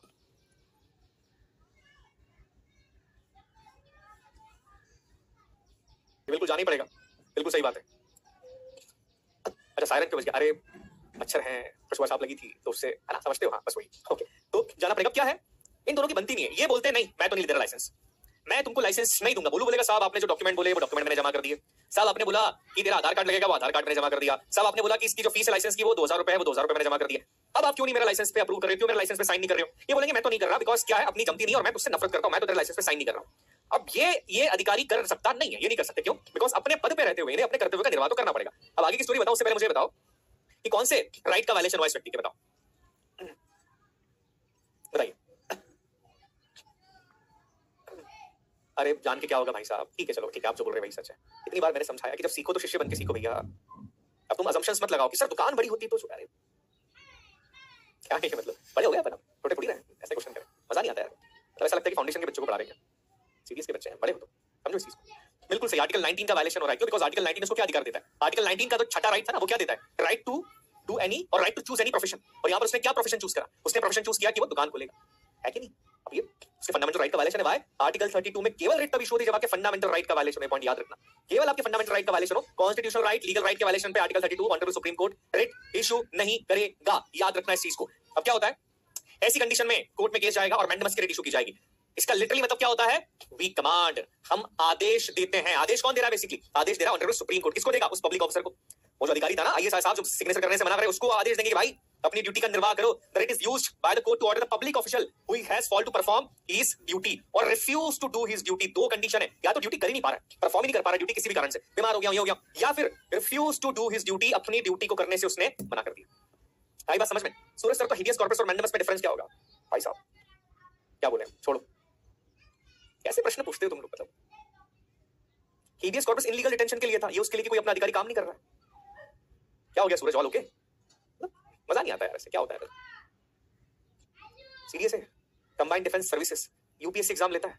Again I am telling you, mother of all OLQs, reasoning ability which is missing nowadays. Work on that thing, this is really important. डांट नहीं रहा हूं, समझा रहा हूं। जीवन में जितनी चीजें मिली है, ध्यान से सुनना, उसकी कदर कर लो, कदर कर लेना। ये बहकावे में मत आना कि जीवन चल जाएगा, ऐसे जीवन नहीं चलता है। लिटरली मजाक नहीं कर रहा हूं मैं, चीज सच बता रहा हूं, सच्चाई से सामना करवा रहा हूं। जिस दिन पढ़ाई कर रहे हो ना, अभी पेरेंट्स कुछ नहीं बोलेंगे। जिस दिन 24-25 के हो गए ना, बोलेंगे बाहर जाके काम करो। और बाहर जाके काम करने के लिए रीजनिंग एबिलिटी चाहिए, समझो मेरी इस बात को। बहुत सीरियसली लो अपने जीवन को, ठीक है? लाइटली नहीं लेना है। मैं अगेन फिर ये चीज बोल रहा हूं, अभी बहुत मजा आता है, लगता है कि इस टाइम को बस निकाल दे, अभी एंजॉय करते हैं। स्टूडेंट लाइफ एंजॉय ना, स्टूडेंट लाइफ को एंजॉय मत करो। वो लोग झूठ बोलते हैं जो तुमको बोलते हैं कि हम लाइफ में एंजॉय करते हैं। कॉलेज में जो एंजॉय करता है ना, लाइफ टाइम एंजॉय करता रह जाता है कॉलेज में। और अपनी पढ़ाई के टाइम पर जो सीरियस हो गया बच्चा, वो जीवन में सक्सेसफुल हो जाता है। जो बच्चे करते रहते हैं ना कि यार नहीं एंजॉय करेंगे लाइफ, ऐसी वो परेशानी हो रहा है, देख लेना। तो ये बात याद रखो, मैं सिर्फ तुमको समझाता हूं ये चीजें, क्यों? Because life is really tough, it's not that much easy जितना तुम समझ रहे हो। बाहर एक नौकरी पाना कितना मुश्किल है ना। उस आदमी से पूछो जिसके पास बीटेक की डिग्री अच्छे डिवीजन से, सीएस से, पर नौकरी नहीं मिल रही, साहब मिल रही है तो 13, 14, 15 हजार की। समझो, ये मैं बता रहा हूं तुम लोगों को, बिकॉज़ तुम उस एज के अंदर नहीं हो। देखो समझ जाओ, तुम फाउंडेशन के एनडीए के बच्चे नहीं हो। You are preparing for the serious examination, तुम्हारी पढ़ाई हो गई खत्म, खत्म होने की कगार पे, 1 साल 2 साल बस, फिर हो गई बात खत्म। आई बात समझ में? बस उसके बाद कुछ नहीं, नौकरी करना है, फिर करना पड़ेगी प्राइवेट नौकरी। जो 2-3 साल में बच्चे मिले ना, उसमें सरकारी नौकरी लग गई तो लग गई, नहीं तो प्राइवेट करना पड़ेगा। मैं तुमको सच बता रहा हूं बेटा, सच्चाई है जीवन की, या फिर भटकना पड़ता है इधर उधर। तो बेटर है कि अपना जीवन झोंक दो इसके लिए 2 साल, कुछ मत देखो, बस एग्जाम की तैयारी करो। चलो आगे बात करते हैं। मेरी बातें शायद कड़वी होती है, बट क्या करूं, ये सच्चाई यार जीवन की, मैं क्या कर सकता हूं? मैं देखता हूं लोगों को एसएमई के लिए यार, मतलब गोल्ड मेडलिस्ट बच्चे हैं, गोल्ड मेडलिस्ट बच्चे हैं, वो इसलिए अप्लाई करते हैं कि सर हमको डीपीपी बनाने के लिए मिल जाए। समझ रहे हो? गोल्ड मेडलिस्ट बच्चा है डीयू से, पॉलिटिकल साइंस के अंदर, उसको डीपीपी बनाने के लिए सोचता है कि मैं डीपीपी बना दूं, सर ये जॉब मिल जाए। क्यों? रीजनिंग एबिलिटी कम।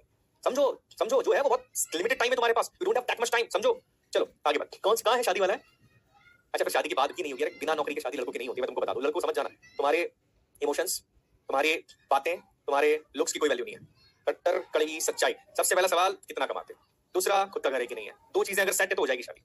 नहीं है ना, तो फिर तुम कितने भी 30 मार खाओ, तुम्हारे विचार कितने भी अच्छे, तुम कितने भी अच्छे इंसान हो, नो वन इवन केयर्स। ठीक है, ये सच्चाई है जीवन की। ओके, तो इमेजिनरी दुनिया में मत रहना मूवीज की, ये हो जाता है, वो हो जाता है, कुछ नहीं होता। हर व्यक्ति सिक्योरिटी के बारे में सोचता है। सही भी है ना, अगर तुम जब आगे बड़े होगे, तुम्हारे जब बच्चे होंगे, तुम्हारी बहन होगी। अब बहन की शादी अगर मेरी बहन है, मेरी बहन की शादी मैं ऐसे आदमी से थोड़ी करवाऊंगा कि जिसके पास नौकरी नहीं, पर उसका व्यवहार बहुत अच्छा है। मेरे को पता व्यवहार नहीं खिलाएगा उसको, अच्छी नौकरी चाहिए मुझे, तो ठीक है यार, लॉजिक है। चलो आगे बात करते हैं। अब देखो, ये जो रिट है अपनी मैंडमस, ये किसके अगेंस्ट इशू नहीं कर सकते, पॉइंट याद रखिएगा, किसके अगेंस्ट इशू नहीं कर सकते, है ना? किसके अगेंस्ट इशू नहीं कर सकते? सबसे पहले प्राइवेट इंडिविजुअल और बॉडी, ये काफी इंपॉर्टेंट है। अब एग्जांपल के तौर पे भाई, तुम एयरटेल की, तुम्हारी सिम एयरटेल की थी, सिम चल नहीं रही, तुम एयरटेल के ऑफिस में पहुंच गए, एयरटेल के ऑफिस में पहुंचे, मैनेजर ने मना कर दिया, जाओ मैं तुम्हारी बात नहीं सुन रहा। तुम ऑनरेबल हाई कोर्ट नहीं जा सकते कि सर मैंडेमस इशू करो, वो अपना काम करने से मना कर रहा है। अरे भाई, वो पब्लिक ऑफिस नहीं है, वो प्राइवेट बॉडी है, उसको जो करना है वो करेगा। आई बात समझ में? समझ में आ गया? क्लियर है? क्लियर हो गया? क्या तो क्लियर है? पहला पॉइंट क्लियर हो गया। घर है और जमाई है, बस अपने गोल अचीव करना। अच्छा, अरे वाह, घर है और जमीन है। अच्छा, घर जमाई बोल दिया, जमीन है, ठीक है, ठीक है। सर मैंडेमस हाई कोर्ट जज पे लगेगा, देखो ना लिखा है, नहीं लगेगा, नहीं अगेंस्ट कर सकते, लिखा है ना, against chief justice of high court नहीं लागू कर सकते मैंडेमस, उनके अगेंस्ट नहीं होता, ना ही प्रेसिडेंट के अगेंस्ट और स्टेट गवर्नर के अगेंस्ट मैंडेमस होता है। क्वेश्चन पूछा है ना, सीडीएस का क्वेश्चन है, मेरे को पता नहीं, याद नहीं आ रहा है, सीडीएस का ही है ना क्वेश्चन, ये हां सीडीएस का क्वेश्चन है, हां मून मन करके जो नाम है उनका।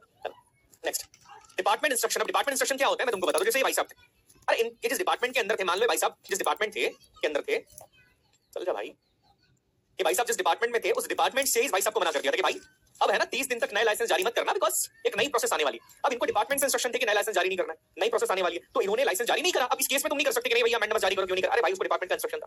तो ये रिट है अपनी, सामान्य से रिट है। आई होप क्लियर हो गया होगा, समझ में आ गया। क्वेश्चन यहां से बनेगा, याद रखना, ये जो 4 पॉइंट है ना, इसको ध्यान रखना, क्वेश्चन यहां से बनता है, because you are preparing for the CDS examination. Okay, आगे बढ़े। हां, लग जाएगा प्रथम क्यों नहीं लगेगा? सिर्फ हाई कोर्ट किस पे नहीं लगता, लिखा है ना, सिर्फ केवल हाई कोर्ट एक्सेप्शन है, बाकी पे तो लगेगा, क्यों नहीं लगेगा? आगे बढ़े, थैंक यू बेटा।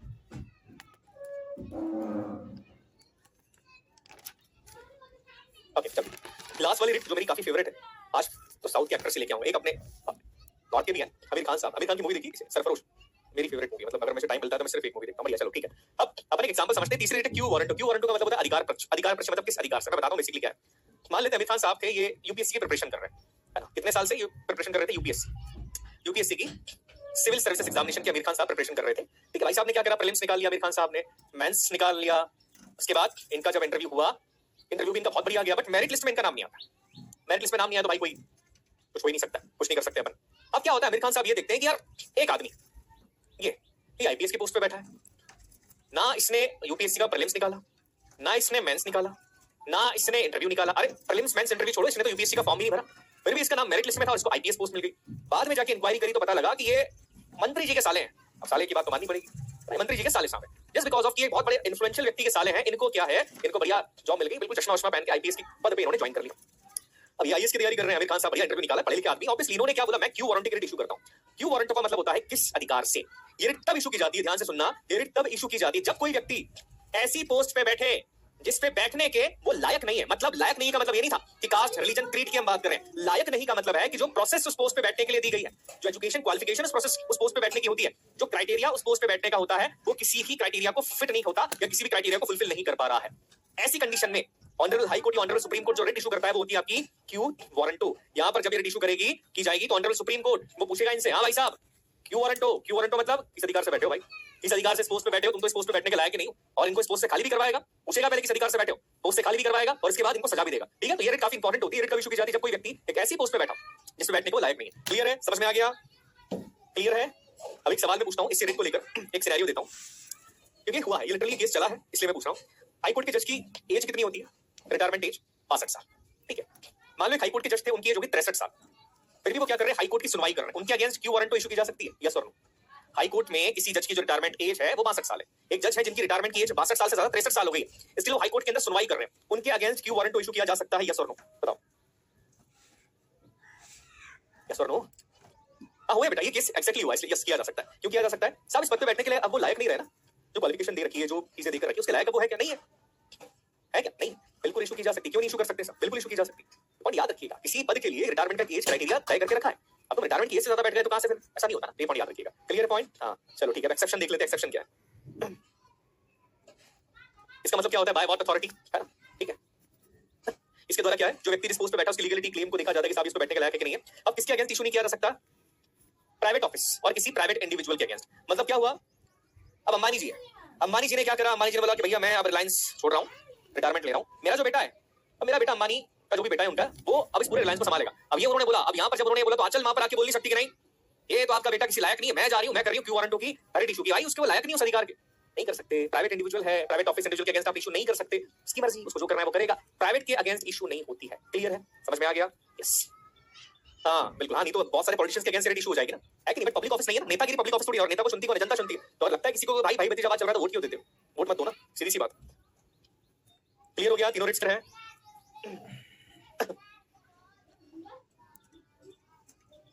ओके बेटा, ऑल क्लियर, ऑल ओके। अपने नाम के साथ मत खेला करो, बच्चे ऐसे ऐसे नाम लिखते हैं यहाँ पे, अपना सही नाम लिखा करो। नाम में सब कुछ रखा है, नाम में क्या रखा है वाली फिलॉसफी मत रखना अपनी लाइफ में। तुम्हारा नाम, तुम्हारी सरनेम, तुम्हारे पूर्वजों की ग्लोरी सबको दर्शाता है, योर प्राइड। नाम को कभी भी तोड़ मरोड़ के चेंज करके कहीं भी रिप्रेजेंट नहीं करना चाहिए, ये बात ध्यान रखना। मेरे शायद अभी लग रहा हो कि सर ऐसा क्यों बोल रहे हो, बट एक समय के बाद जब फोर्सेस में जाओगे ना तो तुम्हारा नाम तुम्हारी पहचान है। ये तो भौतिक दुनिया है, इस भौतिक दुनिया के अंदर तुम्हारा नाम ही तुम्हारी पहचान है, तुम्हारा स्वभाव नहीं, सिर्फ सेकेंडरी आता है, पहले नाम आता है। तो अपने नाम को चेंज मत किया करो कभी, अच्छा नहीं लगता बेटा, मजा नहीं आता है, ठीक है। चलो है ना, याद रखिएगा, तुम्हारा नाम तुम्हारी पहचान, नाम कितना अच्छा लगता है। कोई बात नहीं, जिन्होंने नाम नहीं रखा, अगर कोई सिक्योरिटी रीजन है तो फिर ठीक है, पर्सनल रीजन है तो भी ठीक है कि नहीं हम बताना नहीं चाहते कि हमारा नाम कौन सा, जब AIR1 आएगा तब हम बताएंगे, वो भी ठीक है, कोई दिक्कत नहीं। चलो ठीक है, अब जो चौथी रेट है, जो काफी आसान रेट से, दो रेट्स है जो काफी आसान सी, वो मैं बता देता हूँ। That is prohibition. प्रोहिबिट करना, प्रोहिबिशन का मतलब क्या होता है, किसी को कुछ काम करने से रोकना। अब प्रोहिबिशन समझने से पहले मैं आपको एक हायरार्की बता देता हूँ कि अपने यहाँ पर जुडिशियल हायरार्की कैसे चलती है। हमारे जुडिशियल हायरार्की कैसे चलती है, सबसे ऊपर क्या है, सुप्रीम कोर्ट, सुप्रीम कोर्ट के नीचे हाई कोर्ट्स, हाई कोर्ट के नीचे डिस्ट्रिक्ट कोर्ट, डिस्ट्रिक्ट कोर्ट के नीचे सबऑर्डिनेट कोर्ट्स। मतलब सबऑर्डिनेट कोर्ट के लिए डिस्ट्रिक्ट कोर्ट, हाई कोर्ट और सुप्रीम कोर्ट की क्या, ये हायर कोर्ट्स है। डिस्ट्रिक्ट कोर्ट के लिए सबऑर्डिनेट कोर्ट्स क्या है, ये लोअर कोर्ट है, क्योंकि उनसे नीचे वाले कोर्ट है। सुप्रीम कोर्ट के लिए हाई कोर्ट, डिस्ट्रिक्ट कोर्ट और सबऑर्डिनेट कोर्ट्स लोअर कोर्ट्स है। तो ये इस तरह की हायरार्की हमारे यहाँ पर चलती है। क्लियर है, समझ में आ गया, इतना क्लियर हो गया। सर अगर रिटायरमेंट नहीं हुआ हो क्योंकि ऑफिस, हाँ फिर क्या होगा रेट इशू, बिना तो देखो लॉजिक वाली बात है, सीधी सी बात है। अगर कोई लॉजिकल रीजन है, लीगल रीजन के साथ देखो उसका रिटायरमेंट हो गया, जैसे एग्जांपल की बात करें, एमपी के अंदर, एमपी गवर्नमेंट में पहले रिटायरमेंट की एज कितनी थी, 60 साल थी।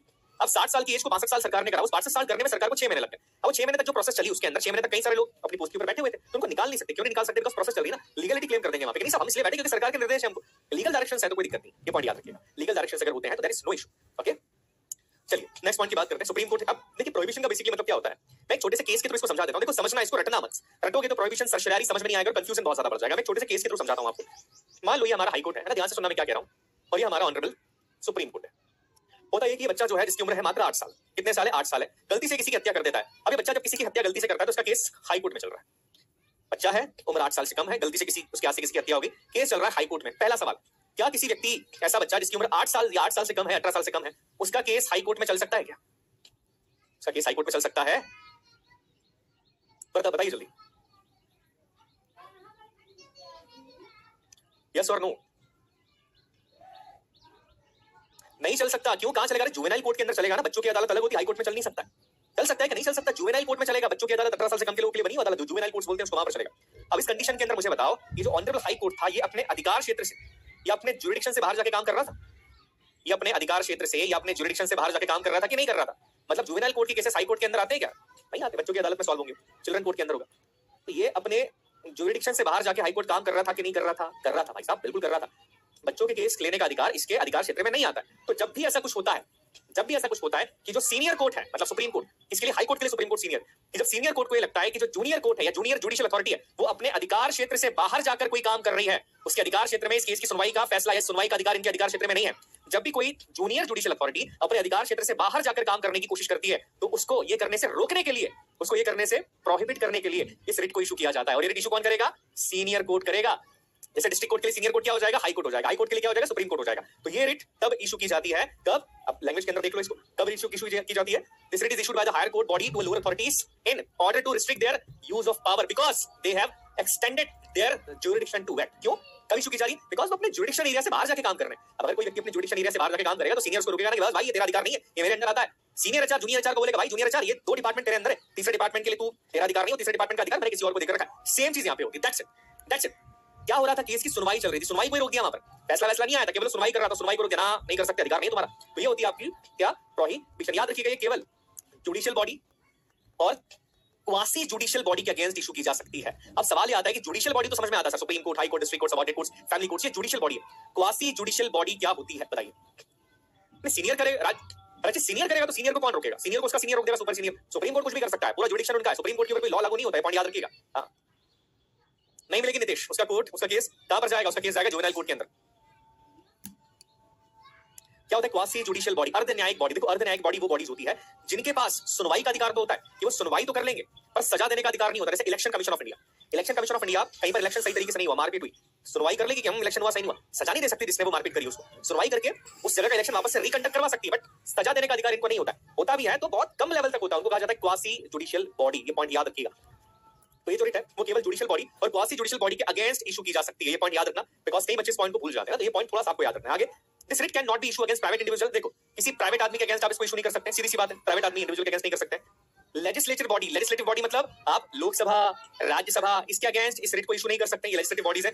या किसी एडमिनिस्ट्रेटिव अथॉरिटी के अगेंस्ट भी आप नहीं कर सकते हैं। एग्जांपल के तौर पे आपने मिनिस्ट्री ऑफ होम अफेयर्स या होम मिनिस्ट्री के अगेंस्ट आपने इशू कर दिया, आपने गवर्नमेंट सेक्रेटरी के अगेंस्ट इशू कर दिया, ये किसी एडमिनिस्ट्रेटिव अथॉरिटी के अगेंस्ट इशू नहीं होगी। सिर्फ ये पॉइंट याद रखना, केवल जुडिशियल बॉडी या क्वासी जुडिशियल बॉडी के अगेंस्ट ये रिट इशू होती है। ये पॉइंट याद रखिए, that is really really important. Clear है सर? पीएम को कौन रोकेगा? पीएम नहीं करेंगे काम, पहली बात तो मैं आपको बता दूं।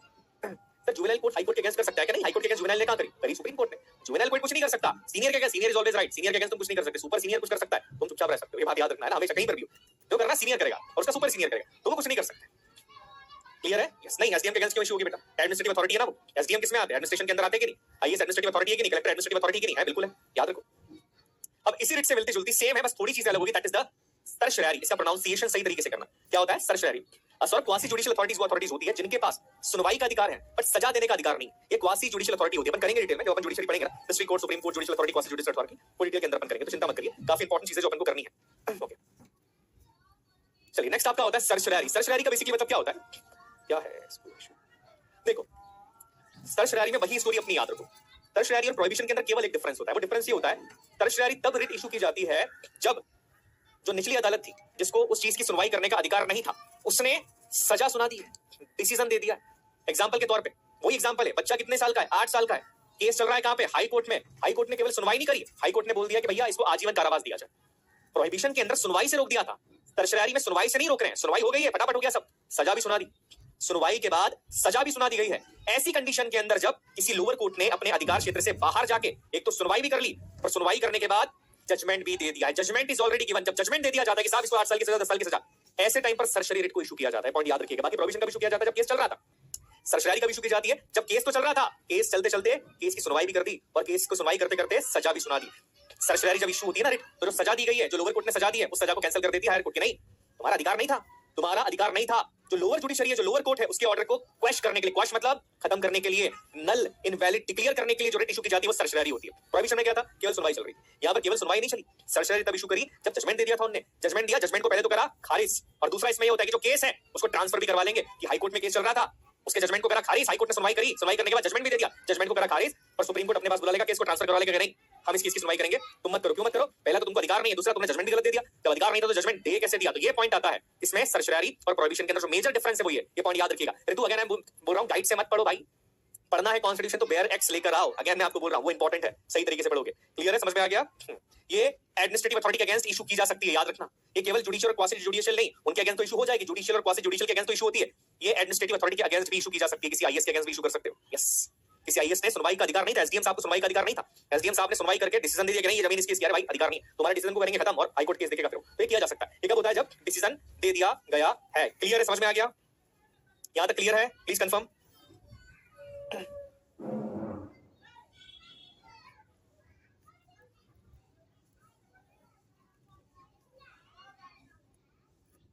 बहुत अति लॉजिक मत लगाना, मैं फिर बोल रहा हूं, अति लॉजिक मत लगाना कि ये नहीं बोल, अति लॉजिक नहीं लगाना। मैं अगेन बोल रहा हूं, समस्या में वही बच्चा आता है जो बहुत सोचता है, जो बताया जा रहा है उस पर ध्यान देने की जरूरत है यहाँ पे, क्योंकि एग्जाम में वही आएगा।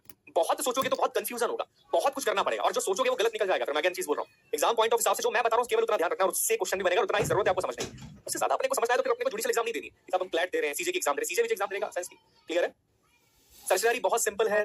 प्रोहिबिशन में क्या चल रहा था? केस की सुनवाई चल रही थी, सुनवाई से रोक दिया जाता है तो प्रोहिबिट किया जा रहा है कि नहीं आप नहीं कर सकते। सर्शरी में क्या किया जा रहा है? केस की सुनवाई तो चल रही थी, डिसीजन भी ले लिया कोर्ट ने, तो क्या करा? पहले तो डिसीजन को अपन ने क्वॉश करा, दूसरा केस अपने पास ट्रांसफर करवा लिया। दैट्स इट, इतना सिंपल तो है, बहुत सिंपल है, चीजें बहुत सिंपल होती है। आराम से आराम से पढ़ो, लॉजिक लगा के समझ के पढ़ो, लोड लेके मत पढ़ो, अरे ये गड़बड़ हो जाएगी। चलिए, तो ये आपके पांचों के पांचों रेट्स हो गए कंप्लीट। अब हम आते हैं हमारे आर्टिकल 33 की तरफ, जो कि आपका एक काफी इंपॉर्टेंट आर्टिकल है। आर्टिकल 33 क्या बोलता है? देखो ध्यान से सुनो, बहुत आसान आर्टिकल है, बहुत ही आसान है। इससे क्या प्रश्न बनेगा, कैसा बनेगा, उसके बारे में भी हम बात कर लेंगे। अब देखो आप ये जो पूछ रहे हैं ना कि सर अगर जजमेंट ना हो बट पर्टिकुलर केस पे मीडिया का इन्फ्लुएंस ज्यादा हो जाए, मीडिया के इन्फ्लुएंस से सुप्रीम कोर्ट को कोई फर्क नहीं पड़ता है ना, मीडिया के इन्फ्लुएंस से सुप्रीम कोर्ट को कोई फर्क नहीं पड़ता है। सुशांत सिंह राजपूत के केस में मीडिया का कितना इन्फ्लुएंस था, वो जो महिला अभिनेत्री थी उनके ऊपर, उसी ने किया है, उसी ने किया, कुछ फर्क पड़ा कि हाई कोर्ट के ऊपर नहीं पड़ता। मीडिया को नहीं मानता सुप्रीम कोर्ट, ये बात ध्यान रखो। मीडिया सुप्रीम कोर्ट बहुत अलग चीज है। सुप्रीम कोर्ट के जो जजेस होते हैं, अरे जजेस छोड़ो, तुम एडवोकेट्स के साथ एक बार बैठ जाओ, उनको कोई फर्क नहीं पड़ता। मीडिया हो, आईएएस हो, नेता, उनको फर्क नहीं पड़ता, वो बहुत अलग लेवल के लोग होते हैं। ये इन्फ्लुएंस हम लोग होते हैं, वो लोग इन्फ्लुएंस नहीं होते, वो इन्फ्लुएंस करते हैं, होते नहीं है। ये देश मीडिया से नहीं चलता, ये बात ध्यान रखना है। देश चलता है संविधान से, संविधान से बड़ा कुछ नहीं है। मीडिया नहीं है, मीडिया क्या है? देखो मीडिया बुराई नहीं कर रहा हूं, बट क्या है मीडिया? कुछ आधी मीडिया बोलती नहीं साहब ये सही, आधी बोलती है ये सही है, तो क्या है ऐसा? मीडिया का मतलब होता है जो सच्चाई दिखाए, सच्चाई जो दिखा रहा है वो रियल मीडिया, बाकी तो चलते ही रहता है कि नहीं? इन्फ्लुएंस होना नहीं है कभी भी जीवन में, इन्फ्लुएंस हो तो अच्छी चीजों से होना है। शिवम सिंह सैनी सारे आर्टिकल्स याद रखने पड़ेंगे, यस रखने पड़ेंगे। सीडीएस निकालना है, 20 होता तो मैं बोलता नहीं, मत याद रखो, सीडीएस में पढ़ना पड़ेगा भाई, कोई नहीं है दूसरा रास्ता, पढ़ना पड़ेगा। पढ़ोगे तो क्लियर होगा, नहीं होगा नहीं पढ़ोगे तो नहीं क्लियर होगा। जिसने पढ़ लिया वो निकाल देगा, मैं वो नहीं बताऊंगा। मैं अगेन फिर बोल रहा हूं, मैं पेपर वाला टीचर नहीं हूं बेटा कि पेपर कर दूंगी हो जाएगा, नहीं होता, नहीं होता। हाँ, तुमने इतनी लीनियंसी बरती, तुम्हारा नहीं होगा, अंदर से पता होता दिल में कि इस बार नहीं होगा, क्योंकि पढ़ा नहीं ना, अंदर से फीलिंग आ जाती है। और तुमने पढ़ा है तो कैसे नहीं होगा ये भी मैं बता दूं, होगा ही होगा, फिर तो निकलना ही एग्जाम, ये भी ध्यान रखो। नहीं पढ़ोगे तो नहीं होगा, पढ़ोगे तो हो जाएगा। That's it, see simple logic है, कोई इधर उधर नानुकुर वाली बात है नहीं, लॉजिक सी चीज है, पढ़ना ही पड़ेगा। देखो you don't have any option, सीधी सी बात है, बहुत पढ़ना पड़ेगा, बहुत पढ़ना पड़ेगा, बहुत पढ़ना पड़ेगा, ये भी ध्यान रखो, बहुत पढ़ना, जितना पढ़ा रहा हूं सब पढ़ना, अच्छे से पढ़ना, कुछ नहीं छोड़ सकते, कुछ नहीं छोड़ सकते, ये बात ध्यान रखिए। हर चीज में काम आएंगे, तुम्हारा एसएसबी, तुम्हारा लेक्चर, तुम्हारी थॉट प्रोसेस सब में काम आएगी हर एक चीज, ठीक है? तो कंफ्यूज नहीं होना, पढ़ना पड़ेगा। You don't have any option, और तुम्हारे पास कोई दूसरा काम होना भी नहीं चाहिए उम्र के अंदर। तुम्हारा काम क्या है विद्यार्थी जीवन में? केवल पढ़ाई करना, तो पढ़ो ना, पढ़ो ना। ये पॉइंट याद रखो। प्रॉब्लम बताइए क्या चल रही है अभी, मुझे नहीं पता, तुम में से कुछ बच्चों को शायद ये चीज समझ आए, शायद को नहीं समझ में आए, ये बात याद रखिए। तुम्हारा जो माइंड है ना, उसका कंसंट्रेशन दिन के पहले जब तुम उठते हो तभी से डिविएट होना शुरू हो जाता है। एक एग्जांपल के तौर पे बताता हूं, शायद दुनिया के अंदर ये लोगों को चीज समझ में आ रही कि नहीं आ रही, बट मैं साइकोलॉजिस्ट हूं तो मैं इस चीज को बहुत अच्छे से समझ सकता हूं। जब कोई इंसान इंस्टाग्राम के ऊपर रील्स को सर्च करता है या यूट्यूब के ऊपर रील्स को सर्च करता है, तो आप देखते हैं कि with in fraction of seconds, 1 second 2 second 3 second के अंदर अगर उसके मन की रील नहीं आती, उसके मन का टॉपिक नहीं सामने चल रहा है, उसके इंटरेस्ट की चीज नहीं चल रही, तो वो क्या कर देता है? उसको बदल देता है। लोगों को लगता है कि इससे उनका ऑब्जर्वेशन बढ़ रहा है, कि वो 3 सेकंड के अंदर जज कर लेते हैं कि मेरे हिसाब से सही है और मेरे हिसाब से गलत है, but it is totally wrong. Psychologically तुमको चीज इतनी वीक कर रही है ना, क्योंकि तुम फोकस नहीं कर सकते, तुम्हारे कंसंट्रेशन पावर को, तुम्हारे टॉलरेंस पावर को वो चीज खत्म करती जा रही है, कि जो चीज तुम्हारे इंटरेस्ट में नहीं है उससे तुम 3 सेकंड के अंदर बोर हो जाते हो, उससे तुम 2 सेकंड के अंदर बोर हो जाते हो। ये चीज तुम्हारे टॉलरेंस पावर को, तुम्हारे कंसंट्रेशन को डिस्ट्रॉय करती जा रही है। लगता है बहुत छोटी चीज है, साइकोलॉजी जब पढ़ोगे, साइकोलॉजिकली अगर मैं बात करूं एज ए साइकोलॉजिस्ट, ये चीज तुम्हारे कंसंट्रेशन को खत्म कर रही है, तुम्हारे टॉलरेंस को खत्म कर रही है। बच्चे इतने चिड़चिड़े क्यों होते हैं?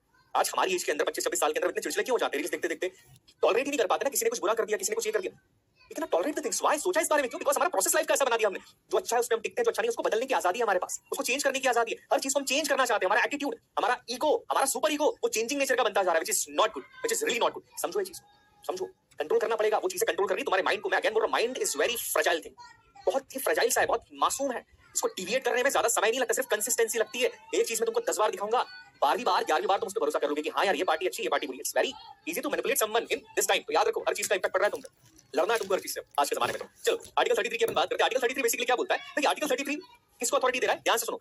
आर्टिकल 33 अथॉरिटी देता है पार्लियामेंट को, किसको? संसद को। ध्यान से सुनना, मेरा पॉइंट बहुत बहुत बहुत इंपॉर्टेंट है। आर्टिकल 33 पार्लियामेंट को अथॉरिटी देता है, हमारी संसद को अथॉरिटी देता है। बहुत ध्यान से सुनिएगा कि जो लोग आर्म फोर्सेस के अंदर है, आर्म फोर्सेस मतलब आर्मी, नेवी, एयरफोर्स, जो लोग पैरामिलिट्री के अंदर, पैरामिलिट्री समझ लो BSF, CRPF, ITBP, SSB, SS मतलब सीमा सुरक्षा बल, उसके अंदर है। जो लोग पुलिस फोर्स के अंदर है, IPS, IAS, SI, MP police, Delhi police, किसी भी पुलिस के अंदर है। जो लोग इंटेलिजेंस एजेंसीज के अंदर है, आईबी, रॉ, इनके अंदर है, या किसी सिमिलर फोर्स में, सिमिलर फोर्स मतलब स्पेशल टास्क फोर्स हो गई, एसटीएफ हो गई हमारा, अगर हो गया कि नेशनल इन्वेस्टिगेशन एजेंसी हो गई, एनआईए हो गया हमारा, अगर ऐसी किसी भी फोर्स के अंदर है तो आर्टिकल 33 ध्यान से सुनो, पार्लियामेंट को पावर देता है, भारत की संसद को पावर देता है कि जो लोग ऐसी एजेंसीज के अंदर काम करते हैं, पुलिस में काम करते हैं, मिलिट्री में काम करते हैं, उनके फंडामेंटल राइट को या तो पार्लियामेंट पूरी तरीके से खत्म कर सकता है, मतलब उस पर बैन लगा सकता है, या कुछ फंडामेंटल राइट्स को लिमिट कर सकता है कि भैया आपके फंडामेंटल राइट इतने ही है। देखो लिखा है, या तो लिमिट कर सकता है या इवन पूरे अबॉलिश भी कर सकता है। अब इंडियन आर्म फोर्सेस के अंदर आप अपनी यूनिफॉर्म के अंदर आप सियाचिन में पिक्चर पोस्ट नहीं कर सकते। क्यों नहीं कर सकते? सब सेंसिटिव जोन है, पता लग जाएगा लोकेशन एनिमी को भी कहां हो क्या हो। ये पॉइंट याद रखिएगा, दैट इज इंपॉर्टेंट। एटीएस भी बेटा, एटीएस भी इसके अंदर आती है, एंटी टेररिस्ट स्क्वाड इसी के अंदर आती है। देखो जो सिमिलर फोर्सेस सारी इसके अंदर आती है, और ये अधिकार केवल पार्लियामेंट को, स्टेट लेजिस्लेचर को नहीं है, राज्य नहीं कर सकते हैं, स्टेट गवर्नमेंट ये नहीं कर सकती। केवल कौन कर सकता है? केवल और केवल हमारी पार्लियामेंट, केंद्र सरकार कर सकती है। That is the really important point, याद रखिएगा। क्लियर है? बबलू बोल रहे सर राइट सकता है। देखो यार तुम रील देख रहे हो, तुमने तुम्हारी एक्सपेक्टेशंस को एक्सट्रीम कर लिया। एग्जांपल के तौर पर अगर मैं बताऊं कि आज रील्स जो लड़के हैं, लड़कों की मैं बात करता हूं, क्या होता है कि अब कोई लड़का अगर बॉडी बिल्डिंग की या फिजिक की रील्स देखना पसंद करता है, जितनी फिजिक्स की रील्स हैं जिसमें लोग अपनी बॉडी शो कर रहे हैं, मस्कुलर दिख रहे हैं, एथलेटिक लुक दिख रहा है, सारे के सारे स्टेरॉइड्स लेते हैं मोस्टली। ह्यूमन बॉडी एक लेवल तक की फिजिक अचीव कर सकती है, उसके आगे जाना है तो आपको एनाबॉलिक्स लेने पड़ते हैं, स्टेरॉइड्स लेने पड़ते हैं। जो लड़के जिनको पता है मैं क्या बोल रहा हूं, उनको समझ में आ जाएगा। अब हम एक्सपेक्ट क्या करते हैं अपनी बॉडी से कि हमारी भी वैसी हो जाए, और हम क्या है फिर उस बॉडी को अचीव करने में डिप्रेशन में आ जाते हैं, क्योंकि वो चीज नेचुरली पॉसिबल नहीं होती। तो क्या हो रही है, एक्सपेक्टेशन आपकी अनरियल होती जा रही है। ये होना चाहिए। लड़कियों की बात करूं मैं, बुरा मत मान लड़कियों, बट एक बात कर रहा हूं कि स्किन का कलर इसका कितना अच्छा है, इसके बालों का कलर कितना अच्छा है, इसकी आंखें कितनी अच्छी, कितना अच्छा डांस करती है, व्हाई आई कांट। और हमारी एक्सपेक्टेशन उससे हम कनेक्ट करने लगते हैं कि हमको ऐसा होना है, which is not real, this is a filter. वो फिल्टर है, समझो। अपने आप को एक्सेप्ट करो यार, तुम जो बहुत अच्छे हो। क्या हो गया इसके कारण ना, लोग अपने आप को एक्सेप्ट नहीं करते, हम उसकी तरह बनना चाहते हैं, हम उसकी तरह बनना चाहते हैं। साहब तुम जो हो वो बहुत अच्छे हो, अपने आप को दिखा लो ना तुम कितने अच्छे हो। दुनिया तुमको एक्सेप्ट करे उससे पहले अपने आप को एक्सेप्ट करो, अपनी कमियां, अपनी बुराइयां, अपनी अच्छाइयां खुद एक्सेप्ट करो। दुनिया को दिखाने के लिए मत करो कुछ भी। अगर कर लिया ना तो तुम एक आर्टिफिशियल रोबोट बनकर रह जाओगे जो सिर्फ दुनिया को आसानी की कोशिश करता है, दुनिया को इंप्रेस करने की कोशिश करता है। वो यू आर, तुम कौन हो यार? अपने आप को तो जान लो, तुम जो सही हो। किसी को अच्छे लगे बुरे लगे फर्क नहीं पड़ता, मैं सही हूं, बात वही खत्म। क्लियर है? चलो आगे बात करते हैं। Next article 34। देखो आर्टिकल 34 किसके बारे में बात करता है? आर्टिकल 34 बात करता है आपके मार्शल लॉ के बारे में। किसी ने सुना है मार्शल लॉ के बारे में? इसको मिलिट्री रूल भी कहा जाता है। बेसिकली मैं थोड़ा सा जल्दी समझाऊंगा बिकॉज टाइम का थोड़ा सा इशू है, थोड़ा सा जल्दी समझाने की कोशिश करता हूं। मार्शल लॉ बेसिकली हमारा क्या बोलता है? देखो मार्शल लॉ हमारा ये कहता है, ध्यान से सुनिए, काफी इंपॉर्टेंट चीज है। मार्शल लॉ ये कहता है कि देखो अगर हमारी कंट्री के अंदर किसी एरिया में अगर हमारी पुलिस, हमारा एडमिनिस्ट्रेशन उस एरिया को कंट्रोल करने में फेल हो गया, उस एरिया को कंट्रोल करने में फेल हो गया, एडमिनिस्ट्रेशन फेल हो गया है पूरी तरीके से, उस एरिया में लॉ एंड ऑर्डर को मेंटेन नहीं कर पा रहा है, तो अंतिम उपाय ये होता है कि वहां पर बुलाई जाती है आर्मी, मिलिट्री को बुलाया जाता है। और जब वहां मिलिट्री आती है तो जो हमारे देश के राष्ट्रपति, याद रखना कौन, हमारे देश के जो राष्ट्रपति हैं, या किसी राज्य में अगर लागू करना है तो उस राज्य के जो गवर्नर है वो उस एरिया में मार्शल लॉ लागू कर देते हैं। वहां पर मिलिट्री रूल लगता है। जिस एरिया के अंदर मार्शल लॉ लागू हो जाता है उस एरिया में आपके सारे फंडामेंटल राइट्स अबॉलिश कर दिए जाते हैं। सारे 20, 21 कुछ भी बोलो, सब अबॉलिश कर देंगे। पॉइंट याद रखना, नेशनल इमरजेंसी के टाइम तुम्हारे 20 और 21 अबॉलिश नहीं होता, मार्शल लॉ के टाइम सब अबॉलिश है। अधिकार है फौज को कि अगर तुम घर से बाहर निकले, फौज ने बोला जो घर से बाहर निकलेगा उसको गोली मार देंगे, फौज मार देगी गोली। ऑर्डिनरी कोर्ट में फौज के केस भी नहीं चलेंगे, कहां चलेंगे? जो मिलिट्री कोर्ट होते हैं वहां पर केस चलेंगे। ये होता है आपका मार्शल लॉ। ये पॉइंट याद रखिएगा, इसको हम डिटेल में पढ़ेंगे जब हम लोग arm forces special protection act, आपका सुना होगा, आपका सुना होगा आपने इसके बारे में, उसके बारे में हम लोग पढ़ेंगे। तो ये काफी इंपॉर्टेंट है बिल्कुल। कहीं देखो कई जगह पर लगा मिलिट्री रूल, डिटेल में अगर बात करो तो कई जगह पर लगा। अब इसके बाद लास्ट हमारा जो आर्टिकल है that is article 35 fundamental rights का। देखो ये सीधी सी बात करता है, बहुत आसान है। ये कहता है कि भैया फंडामेंटल राइट में अगर कोई भी चेंज करना है, जैसे एग्जांपल की बात करें, कोई नया फंडामेंटल राइट आपको जोड़ना है या किसी फंडामेंटल राइट को आपको हटाना है, मतलब फंडामेंटल राइट्स के अंदर कोई भी अमेंडमेंट करना है, तो ये अधिकार केवल और केवल पार्लियामेंट के पास है। किसके पास है? पार्लियामेंट के पास है। पार्लियामेंट मतलब अपनी संसद के पास है, मतलब सेंट्रल गवर्नमेंट के पास है। स्टेट गवर्नमेंट फंडामेंटल राइट के केस में कुछ नहीं कर सकती है। ना तो स्टेट गवर्नमेंट कोई नया फंडामेंटल राइट ऐड कर सकती है, ना किसी को अबॉलिश कर सकती है, ना कोई चीज कर सकती है। खत्म, ये चीज है। ये पॉइंट याद रखिएगा, ठीक है? तो ये हमारा आर्टिकल 35 है। अब कुछ राइट्स ऐसे होते हैं, देख लो यहाँ पे, जो कि केवल भारतीय नागरिकों के पास है। कुछ फंडामेंटल राइट्स ऐसे जो केवल इंडियन सिटीजन के पास है, जैसे आर्टिकल 15, 16, 19, 29 और 30, ये केवल इंडियन सिटीजन के पास है। स्लाइड बहुत इंपॉर्टेंट है, याद रखना। और कुछ फंडामेंटल राइट्स ऐसे जो भारत के नागरिक के साथ साथ बाहर से हमारे देश में घूमने फिरने आए उसके पास, मतलब फॉरेनर्स के पास भी रहेंगे। 14, 20, 21, 21, 22, 23, 24, 25, 26, 28 और 28। तो ये आपके फंडामेंटल राइट्स हमारे हो गए हैं पूरी तरीके से कंप्लीट। अब नेक्स्ट हमारा जब लेक्चर रहेगा पॉलिटिकल अपन सिटीजनशिप पढ़ेंगे, उसमें अपन सिटीजनशिप अमेंडमेंट एक्ट के बारे में पढ़ेंगे, आर्टिकल 5, 6, 7, 8, 9, 10, 11। इसके अलावा सीए एनआरसी क्या हुई, कैसे सिटीजनशिप मिल सकती है, कैसे जा सकती है, उसके बारे में बात करेंगे, कैसे एक्वायर की जा सकती है, मतलब डिटेल में चीजों